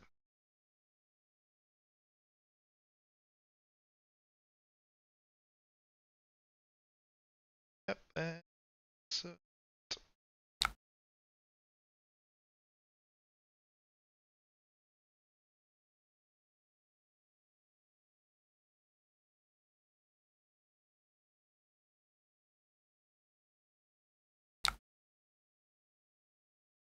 kidding. We're going to confuse our opponent by making bad plays. Don't make sense.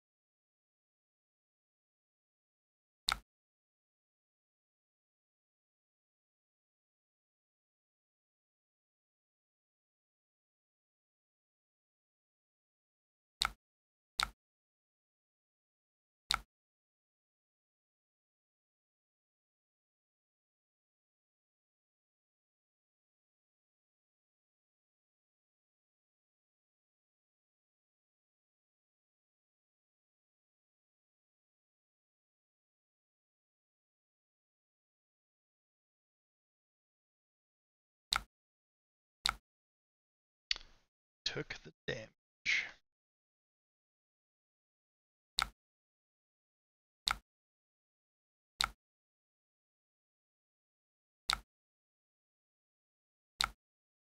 Got the rest of the equipment, so they're probably try and pull some shenanigans. Let's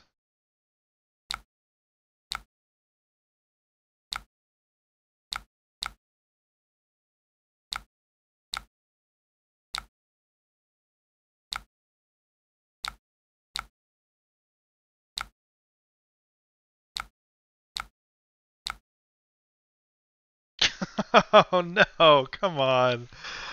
Ah. This is a disaster.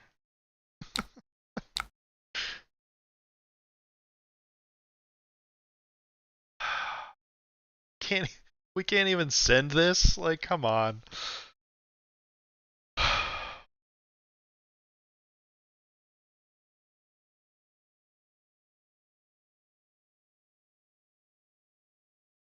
Um,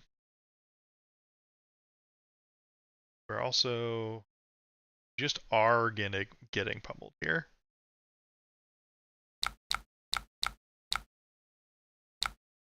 Yep, sure.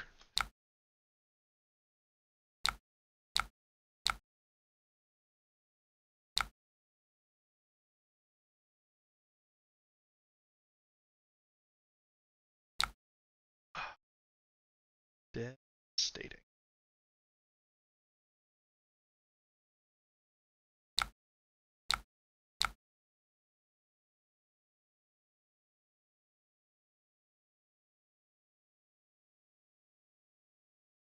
Yeah, I'm just calling this one. Not coming back from a 9-point life deficit. Back foot.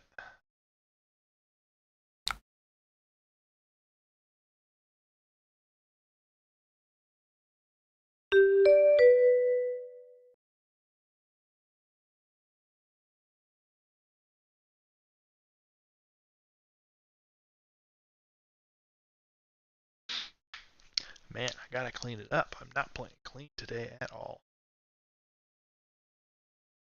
2 big punts.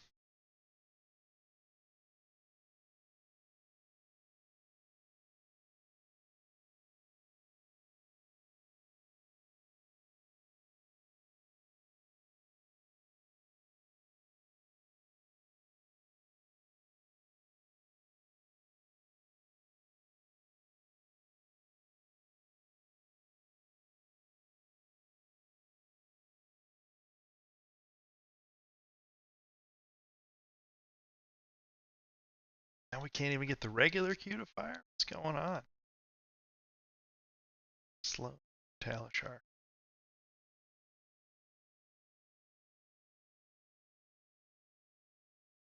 That might have been done. Here. So I'm going to take a bio break, fresh beverage, and come back.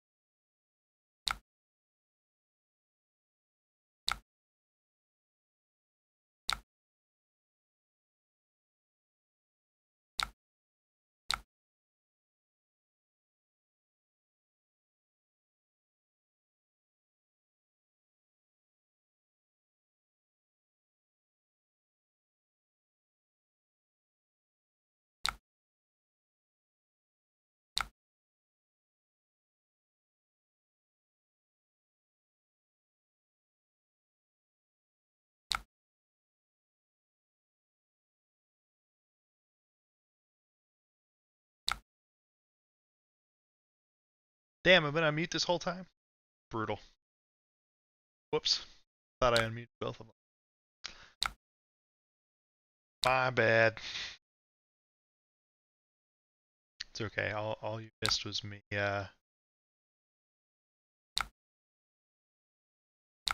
being mildly annoyed at not being able to find a Talishar opponent.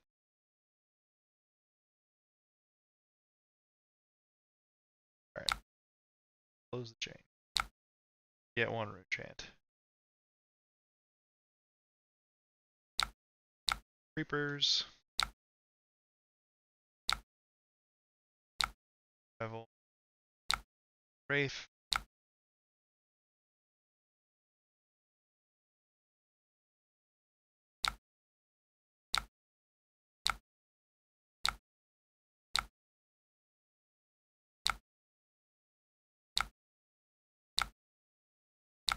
I think this looks like a turn worth going to 29 over.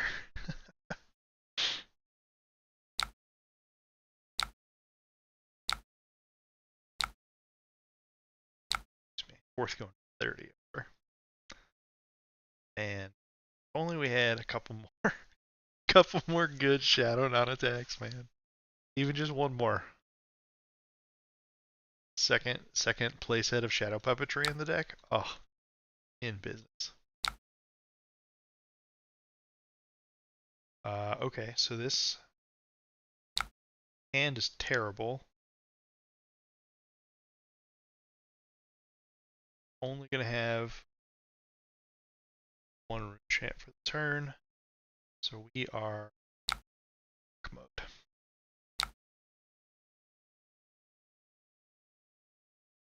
You got me. Art of War, pitching Art of War. Oof.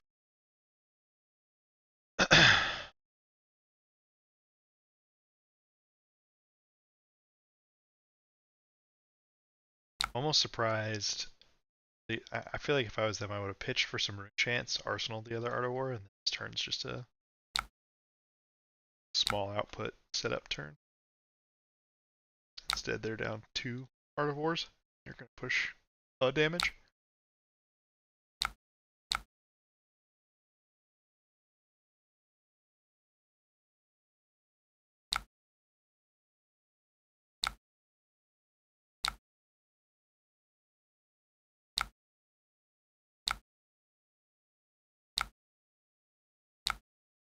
For 3, that shouldn't be legal.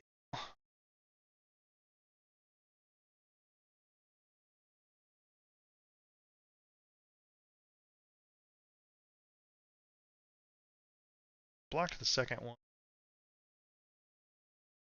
Take this 3. See if they high rolled a snatch or something. Ooh, okay. Damn, that's...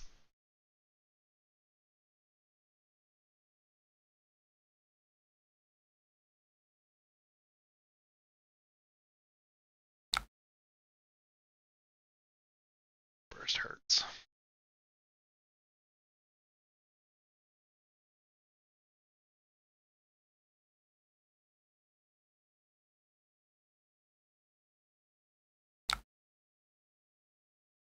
Get some block value. It's gonna die anyways.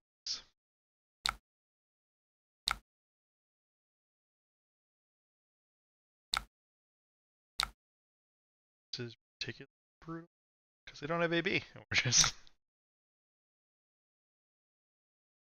not being able to capitalize on it. Okay, this hand is filthy offensive output.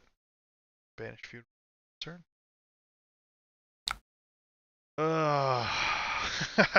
If creepers with this hand is crazy.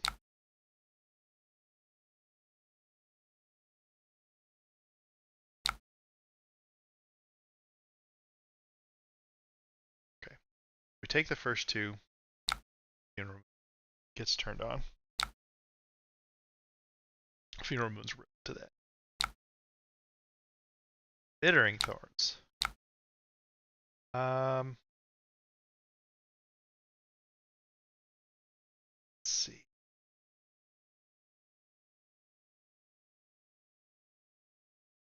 potentially turn this into card to block with, or go again. Go again. Be big.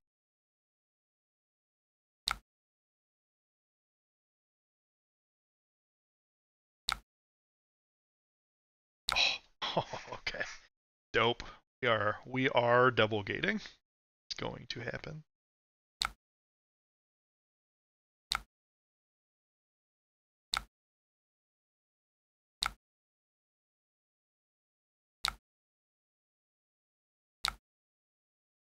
So let's see. If I do this for the first one, I have funeral moon. Second one, just do all of this. Yeah. Hit me. Come on, you hit.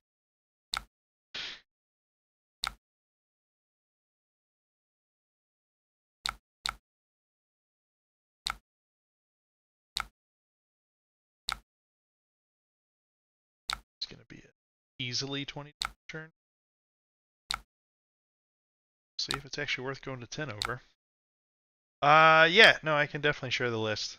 Oh, admittedly, forgot about Mask there, but I don't know that I'm. Oh, are you kidding me? Oh, man, where's the lucky button?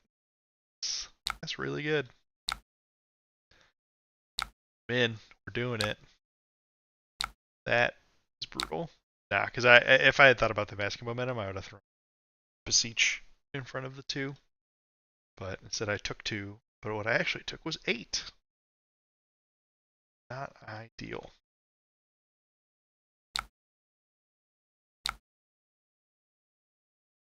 Alright.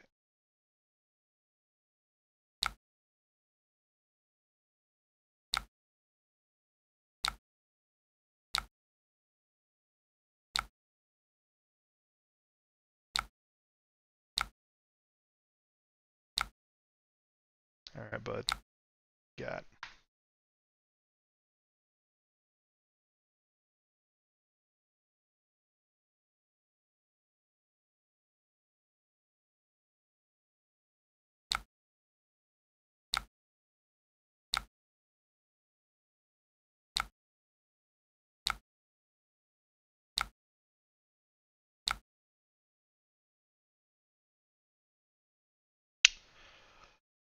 Uh, Drawing Mavrian Skies in my next hand doesn't really help me.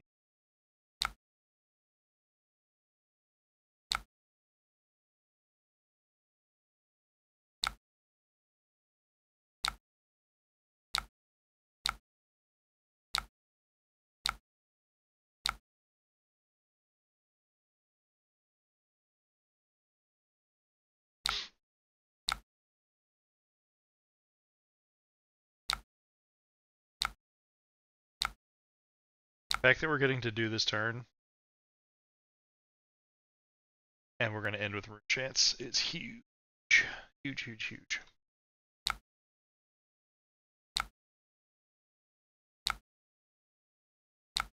Oh, okay. This should just be easy now. If I can just block out and survive the turn, send 2 Rune Chance, we win the game. We already have them. We literally don't have to keep any cards or equipment. All we need is Flail and play. Well, I tried to have 1 less 2 block in this hand, but didn't quite get my wish, as it turns out. I've seen 2 already.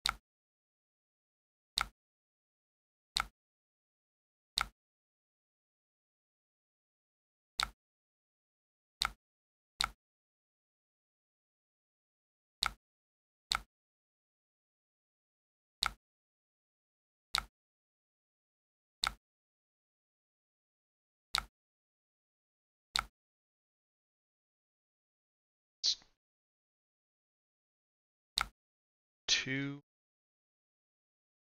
Which calls now? Chronic Chain Links. I mean, so they just killed me with this last card, then I'm dead. What I can do for it? Oh, but they have to pitch for the flame. Because Bittering Thorns is non-draconic. So now they have to decide.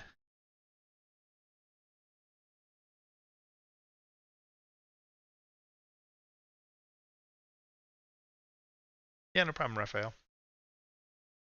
It's I meant to put it in the description before I actually started streaming tonight. Just forgot.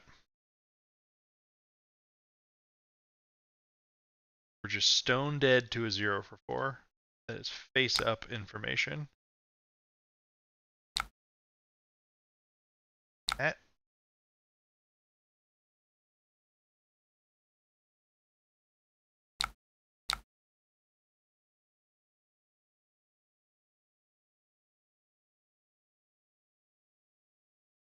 game. we deal in chunks of 19 apparently.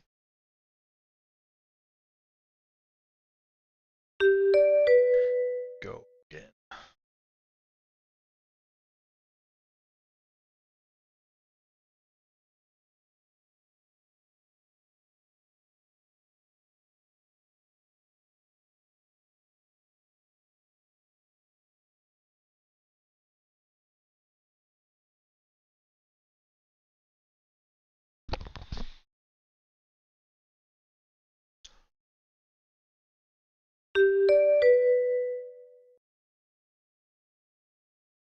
Okay. In theory, another nebula matchup.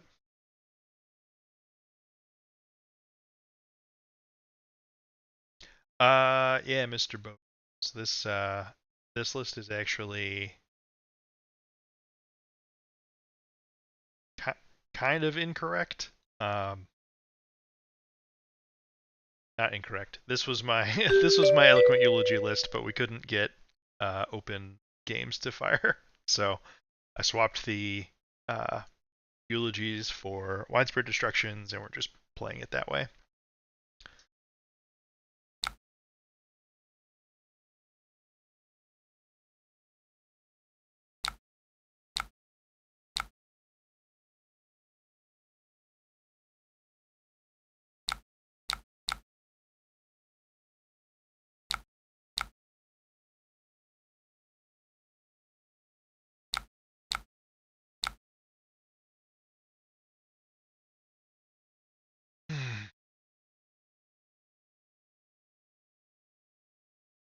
Just give this the whole.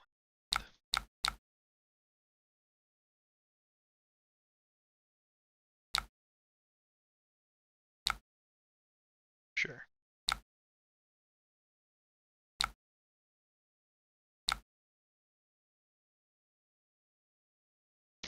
I think the new card is phenomenal. You know what, man? I had the thought again too. I'm like, oh, if I Arsenal Tomify it, I'll never see Requiem in the entire game, and if I block with it, it'll be in the next hand. Careful what you wish for. I'm kidding. For that. That. I have read the rules in the deck right now. That's just what we're this turn cycle. One big awkward.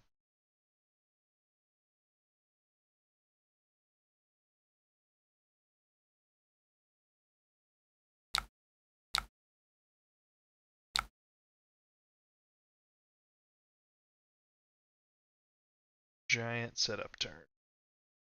That wasn't actually that giant. Come on, read the runes one time. Oh, we did it! We did it!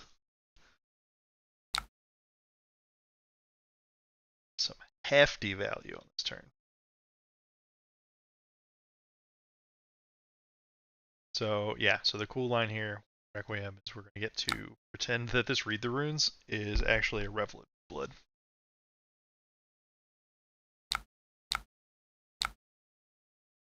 Out. Skirmish +1 courage token. So courage token is first attack. And they're like deep burdens of the past.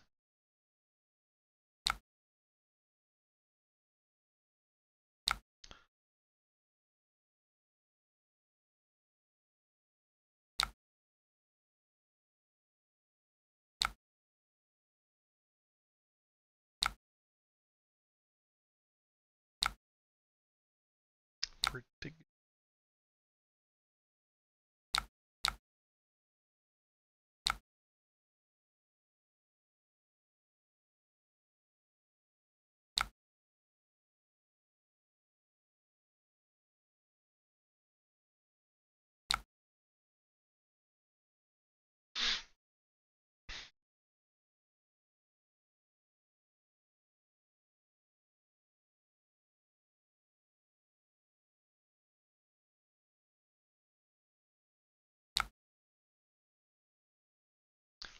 Chunk.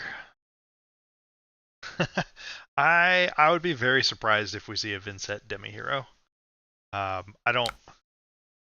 I think Levi getting that is like a rare occasion type thing, where they had there was a very clear problem with it, and like if you gave Vynnset a lifeline ripcord where she could go from like 1 to 8, that would be uh, probably too powerful, even for a class that doesn't have scab skin leather.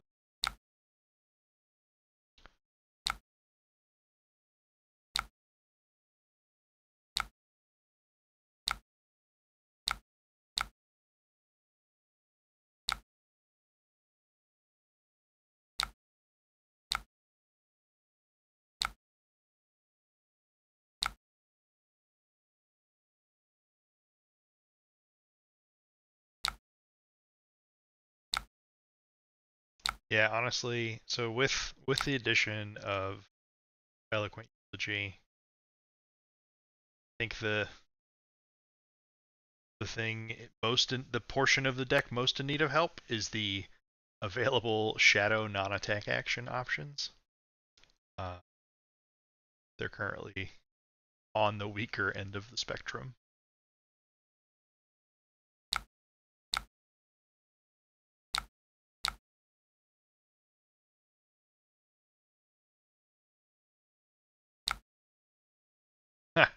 Yeah, eat blood on our hands.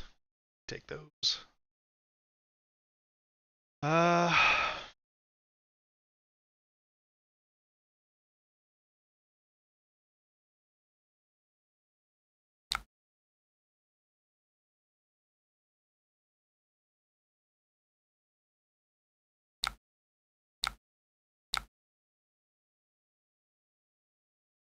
Kasai's Jack.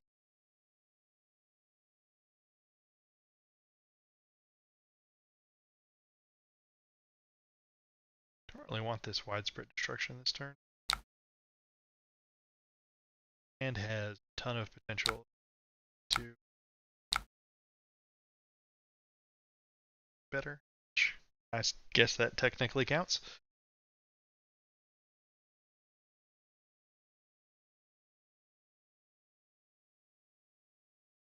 Oh, actually, okay, this is cool. So we can, yeah, Tunic Incantation, Itch for Envelop, go Widespread Destruction for 9 with Go again, threatening Rune Chance into Nebula Blade.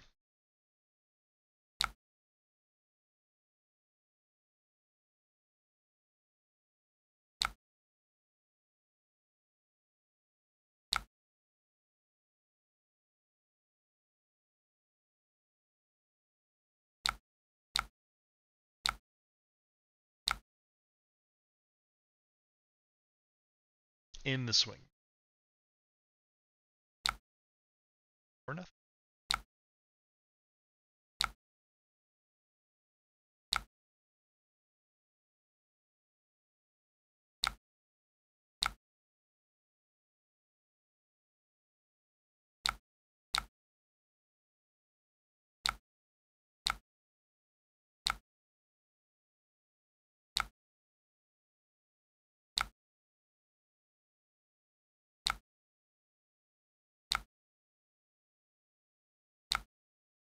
Yeah, I must be dreaming. That's where they blocked with these ones already.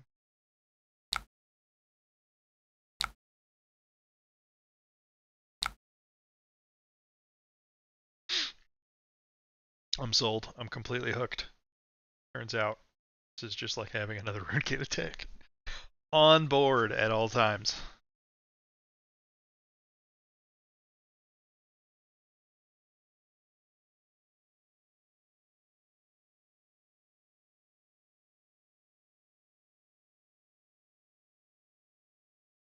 Yeah, I also don't think we're gonna see big overhaul for Levia or like Levia, right? So Levia went a long time without much of anything, struggled quite a bit uh, from that guy. Um, Eventually, you know, even the new cards, honestly, a lot of them didn't even help that much, right? Like heavy hitters had a much bigger impact than uh, Dusk Till Dawn outside of two cards.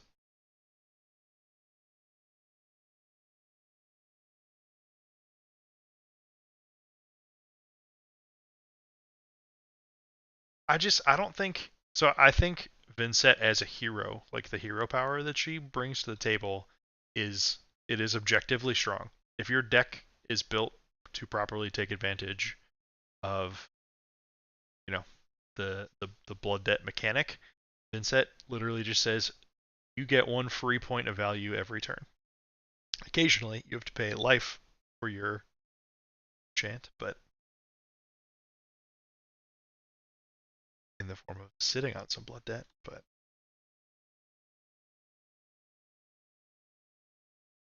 the hero is strong.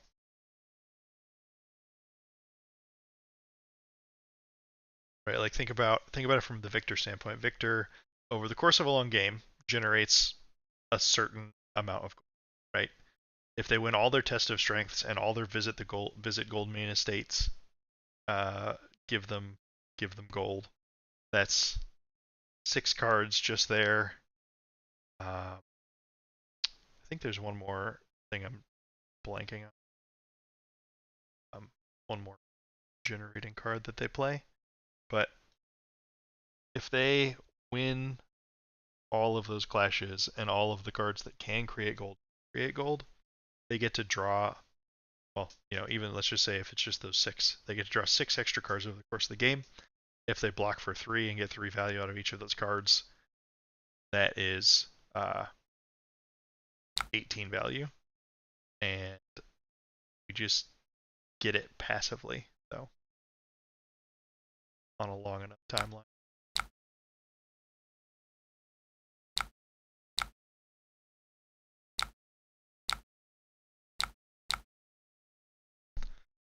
All right, chewing up some eats. That's good.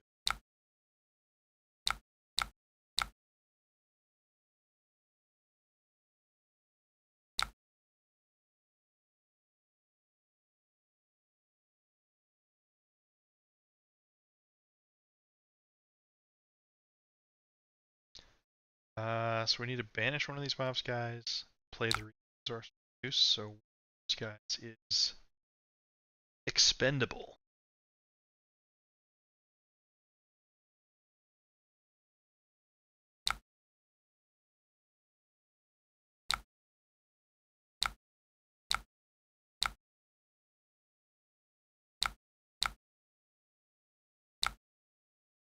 Man.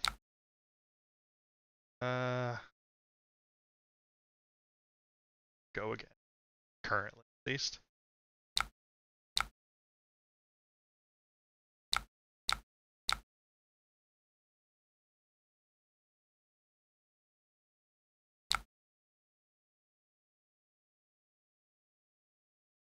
Yeah, if we had a few more good Shadow non-attack actions, it'd be a lot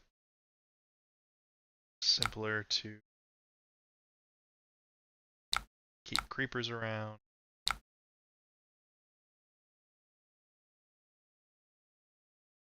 I should have blocked at that point. Turn. Didn't think about it. And we keep.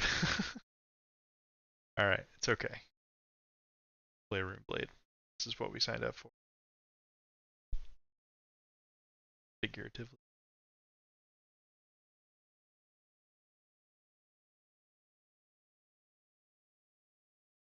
So this hand is a little junky because we don't have a way to go again, especially creepers is gone.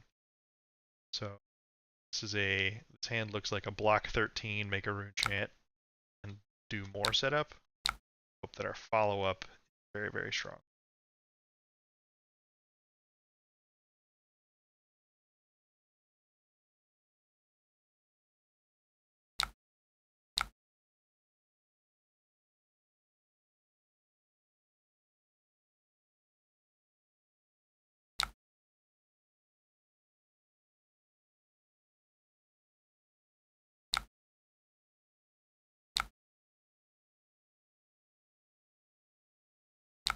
Attack the present.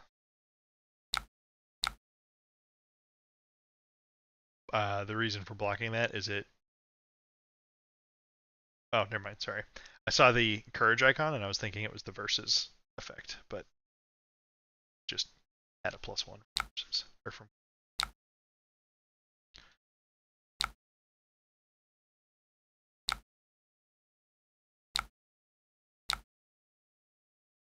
Mark it to block here. Sure. Man, Grains of Blood spell's so good.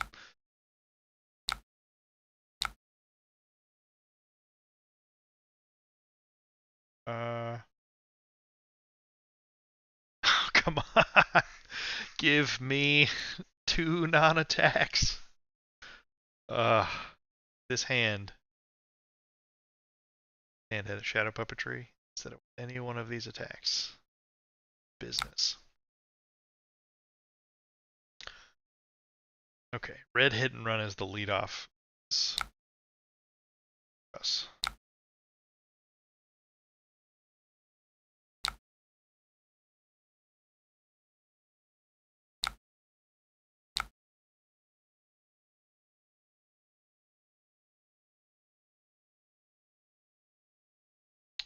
You want to block this to prevent the versus trigger.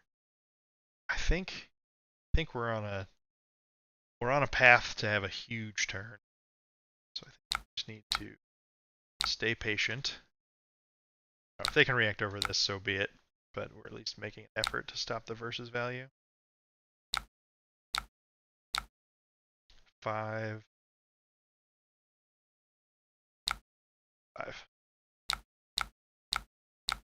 Really need our upcoming hand or the one after to cooperate. Son of a gun.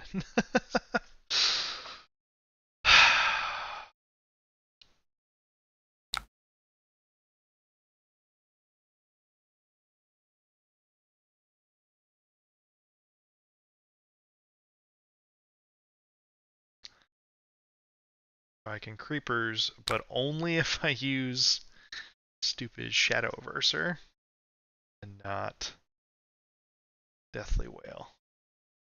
Throws all of my chant setup.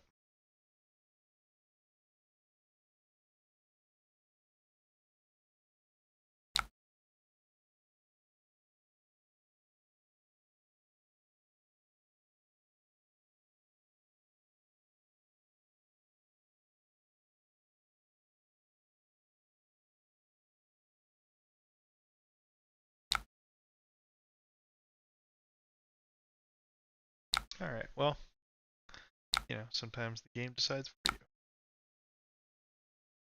I'm going to attempt to be patient. This game's +1 until end of turn.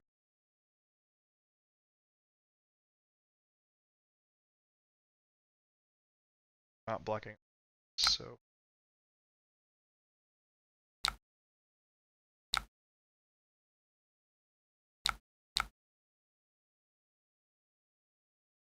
we also might just be dead.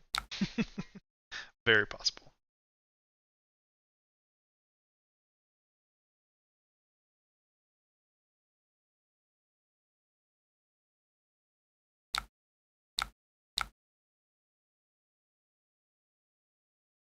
This is the first one of the other saber.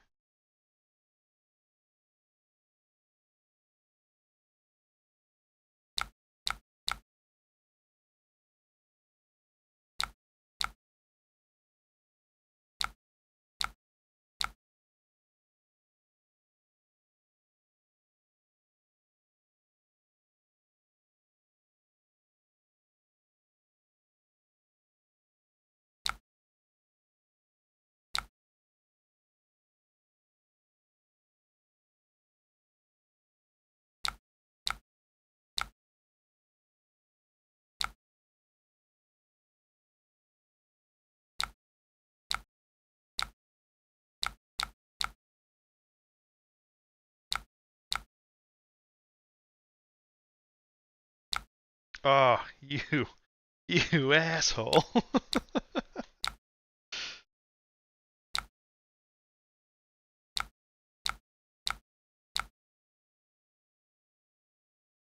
Well,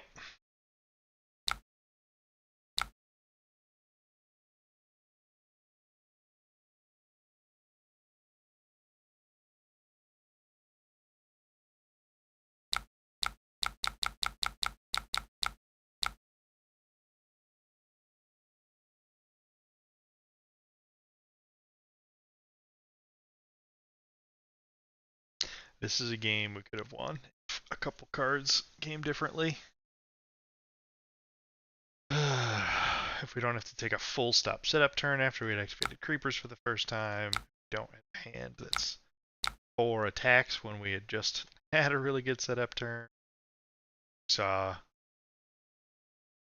go again enabler, a go again non-attack action, 3 hands.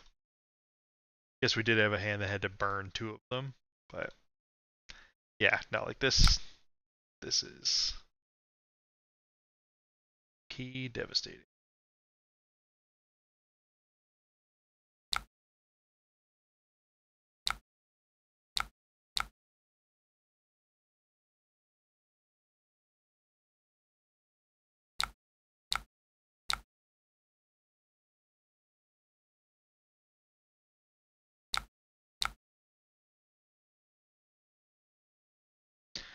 It happens, but yeah, like the way the cards flowed did not cooperate. We attacked with Nebula Blade maybe twice, which is not enough times.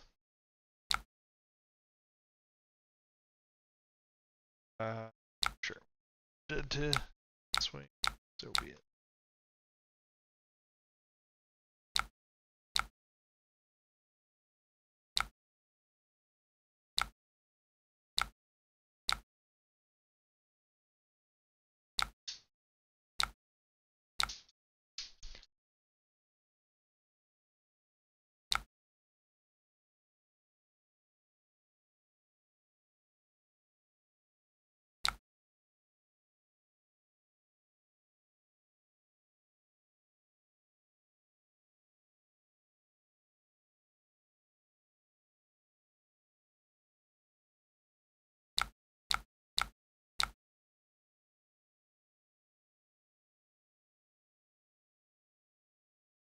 Alright, show Blade.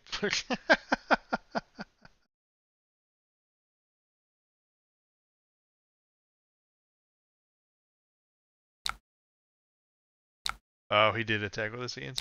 Have dominate. There it is. Look at all that pride.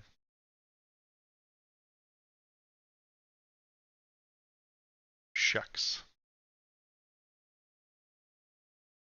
Aha! Open format. I see you. I'm getting in there. Let me fix my deck.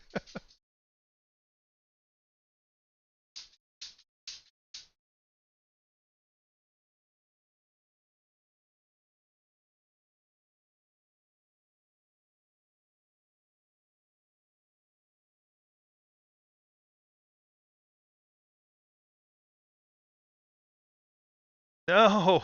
Somebody else. Son of a gun. Now my deck is illegal for CC. Alright. Let's try open format again.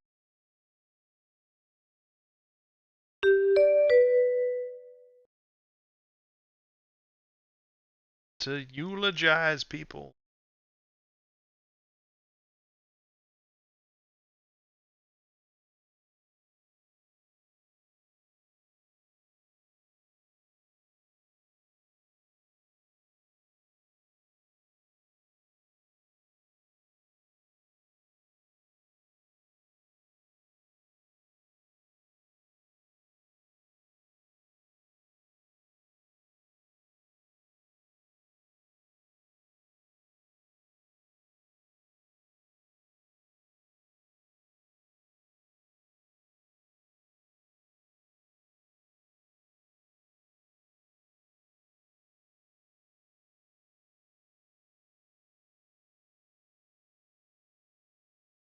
And how dare we miss our opportunity?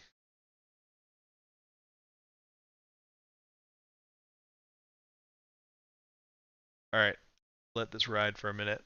Go let my dog out while we wait for a pairing, hopefully. One sec.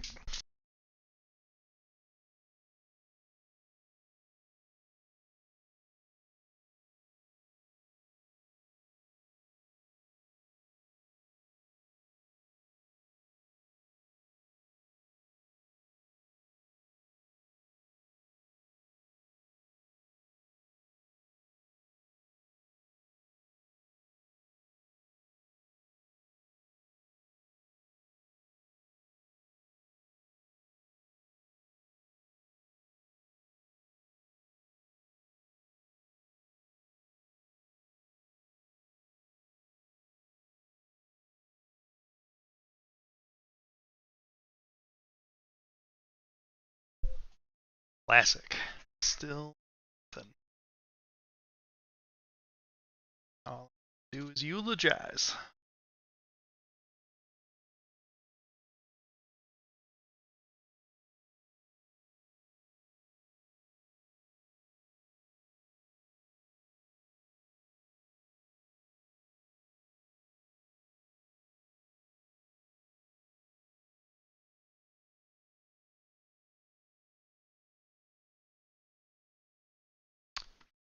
Change deck.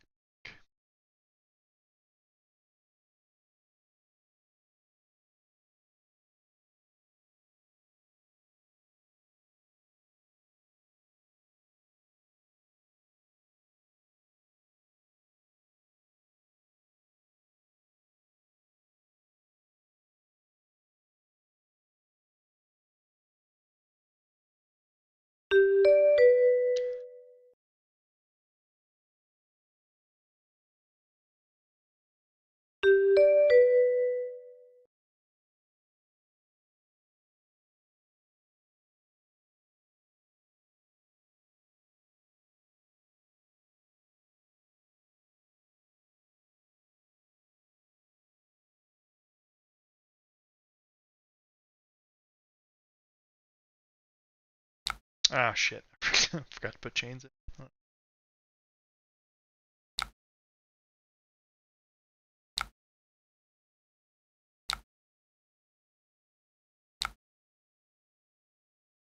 Take those. About as good of a turn gets. Not quite perfect, but pretty damn.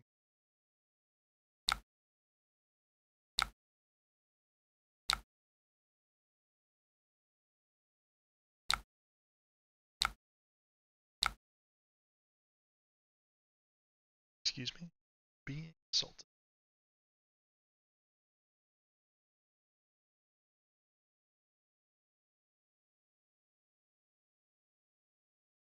Um,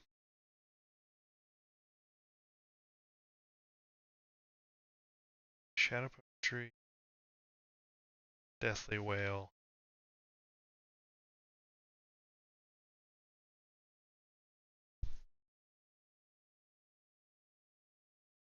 Weird one. I think.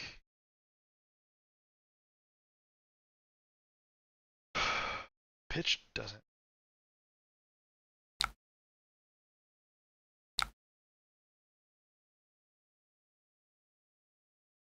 No. It's just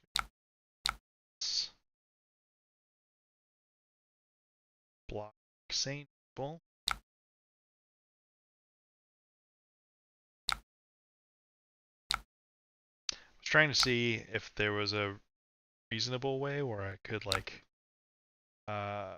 Creeper's Revel and double bounding, but if Tunic was up, it would have been a reasonable play. Without it, so much.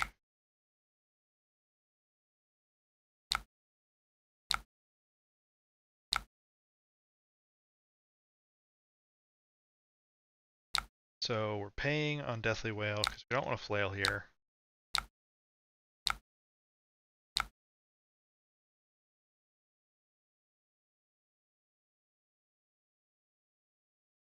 And honestly, arsenal is exactly where we want this Revel to be matchup.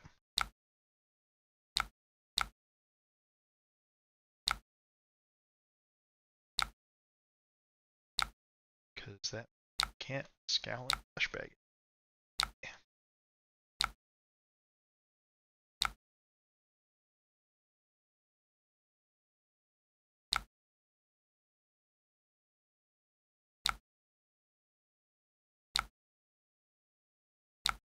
Around for 8 with go again, and they ripped a blue.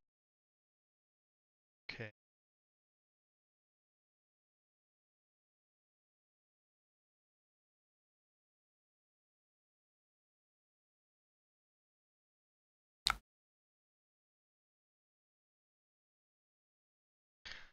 Want this Revel. They're probably just gonna claw.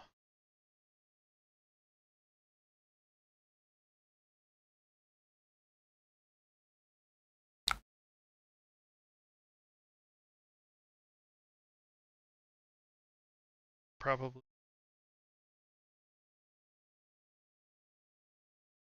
Although I'm not paying life, so better bet.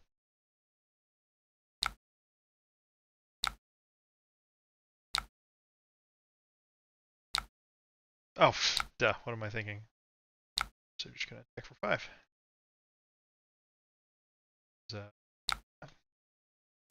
Not print a blue 5. Man, and I thought a red one for 5, like beat chest for go again. I thought that might be too good.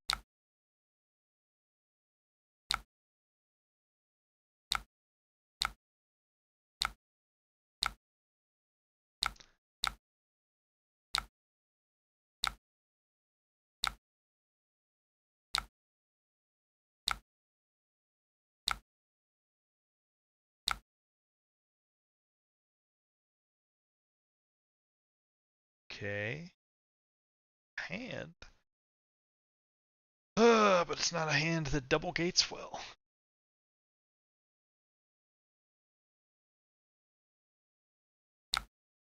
Ooh. 7s.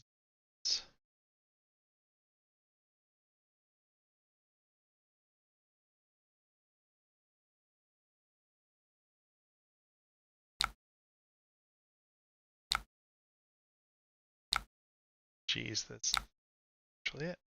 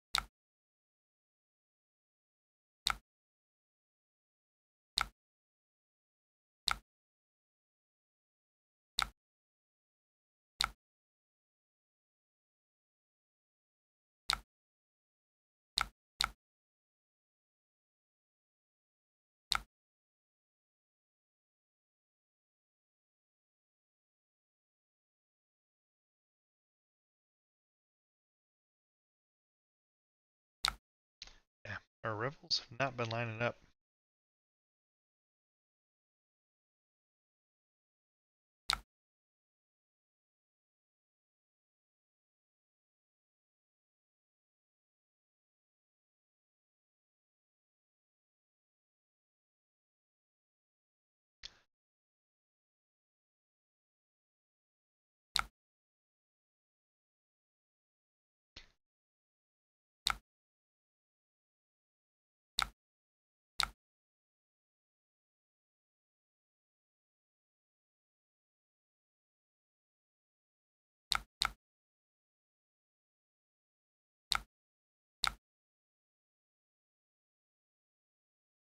Uh,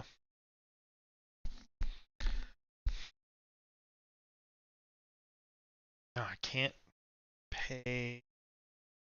Let's see. No, don't have enough chance. Can't make it work. What's that? Card.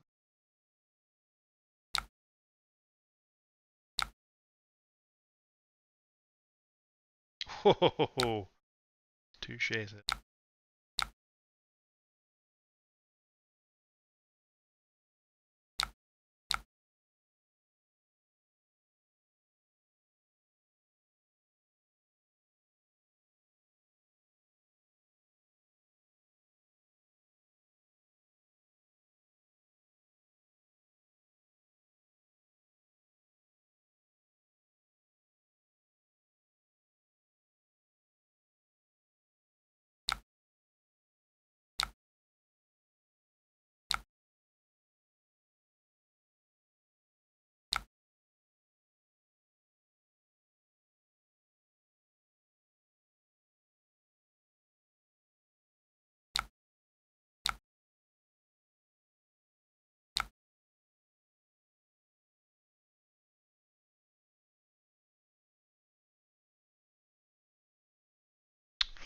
Do I send here? Then read? Let me do one card hand. And I do have arcane going on, so yeah, I think that's the move.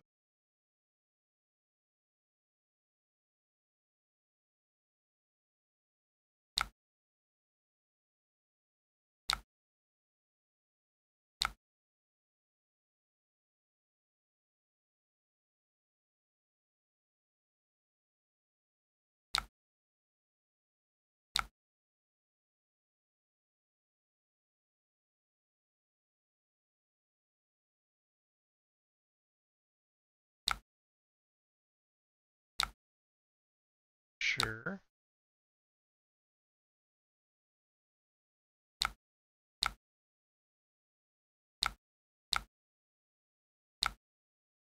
The dog back in.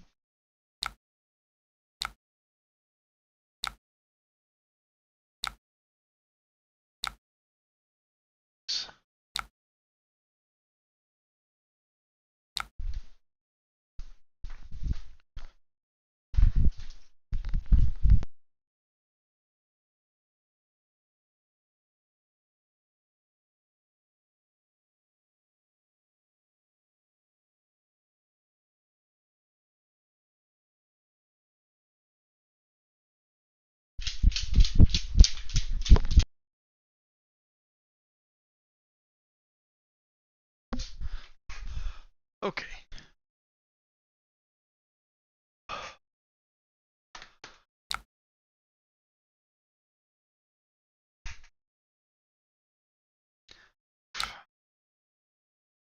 That's pretty good.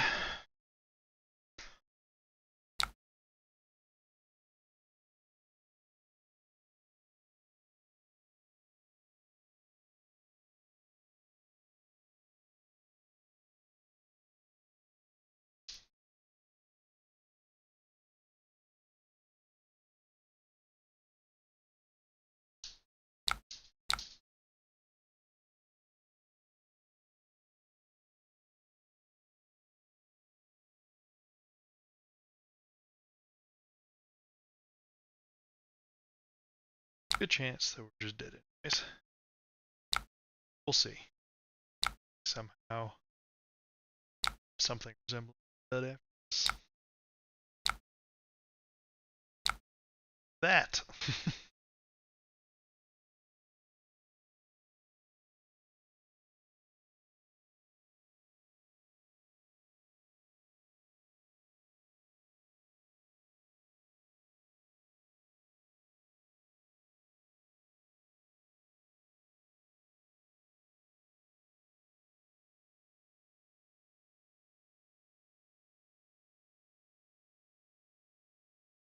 This is an interesting spot. If I can sits through Kane.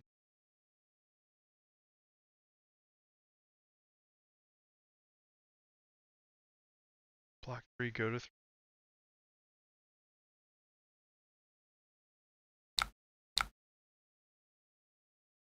try. So I could fully block this out and play super conservative, just read the runes. But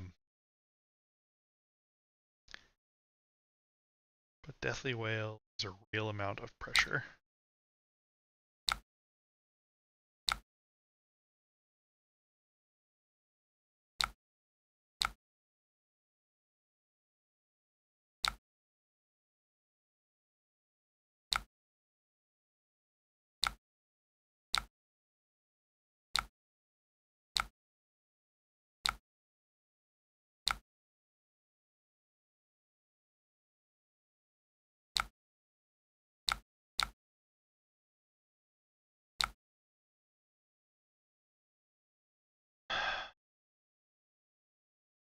If I flail, I go to 2.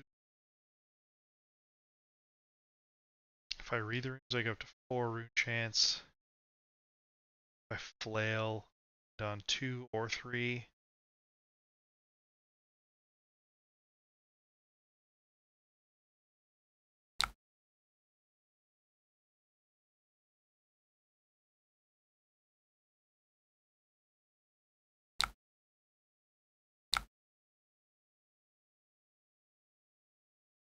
Oh, that's such a huge draw. God. Just gonna steal 8. Block. They can't pummel me. I reduce up to 5. I make a 6th.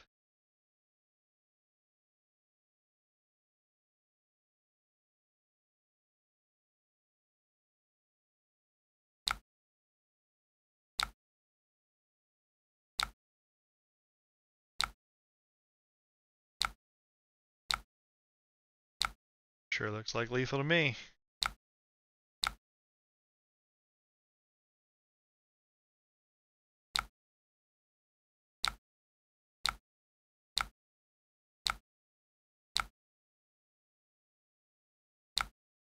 Got there. Average value per turn, 15. Pretty good.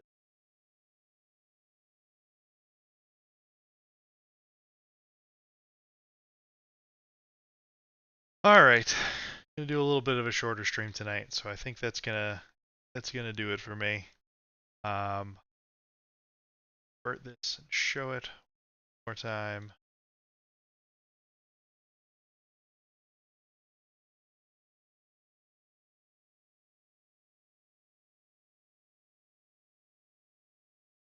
This is my launching point for Eloquent Eulogy.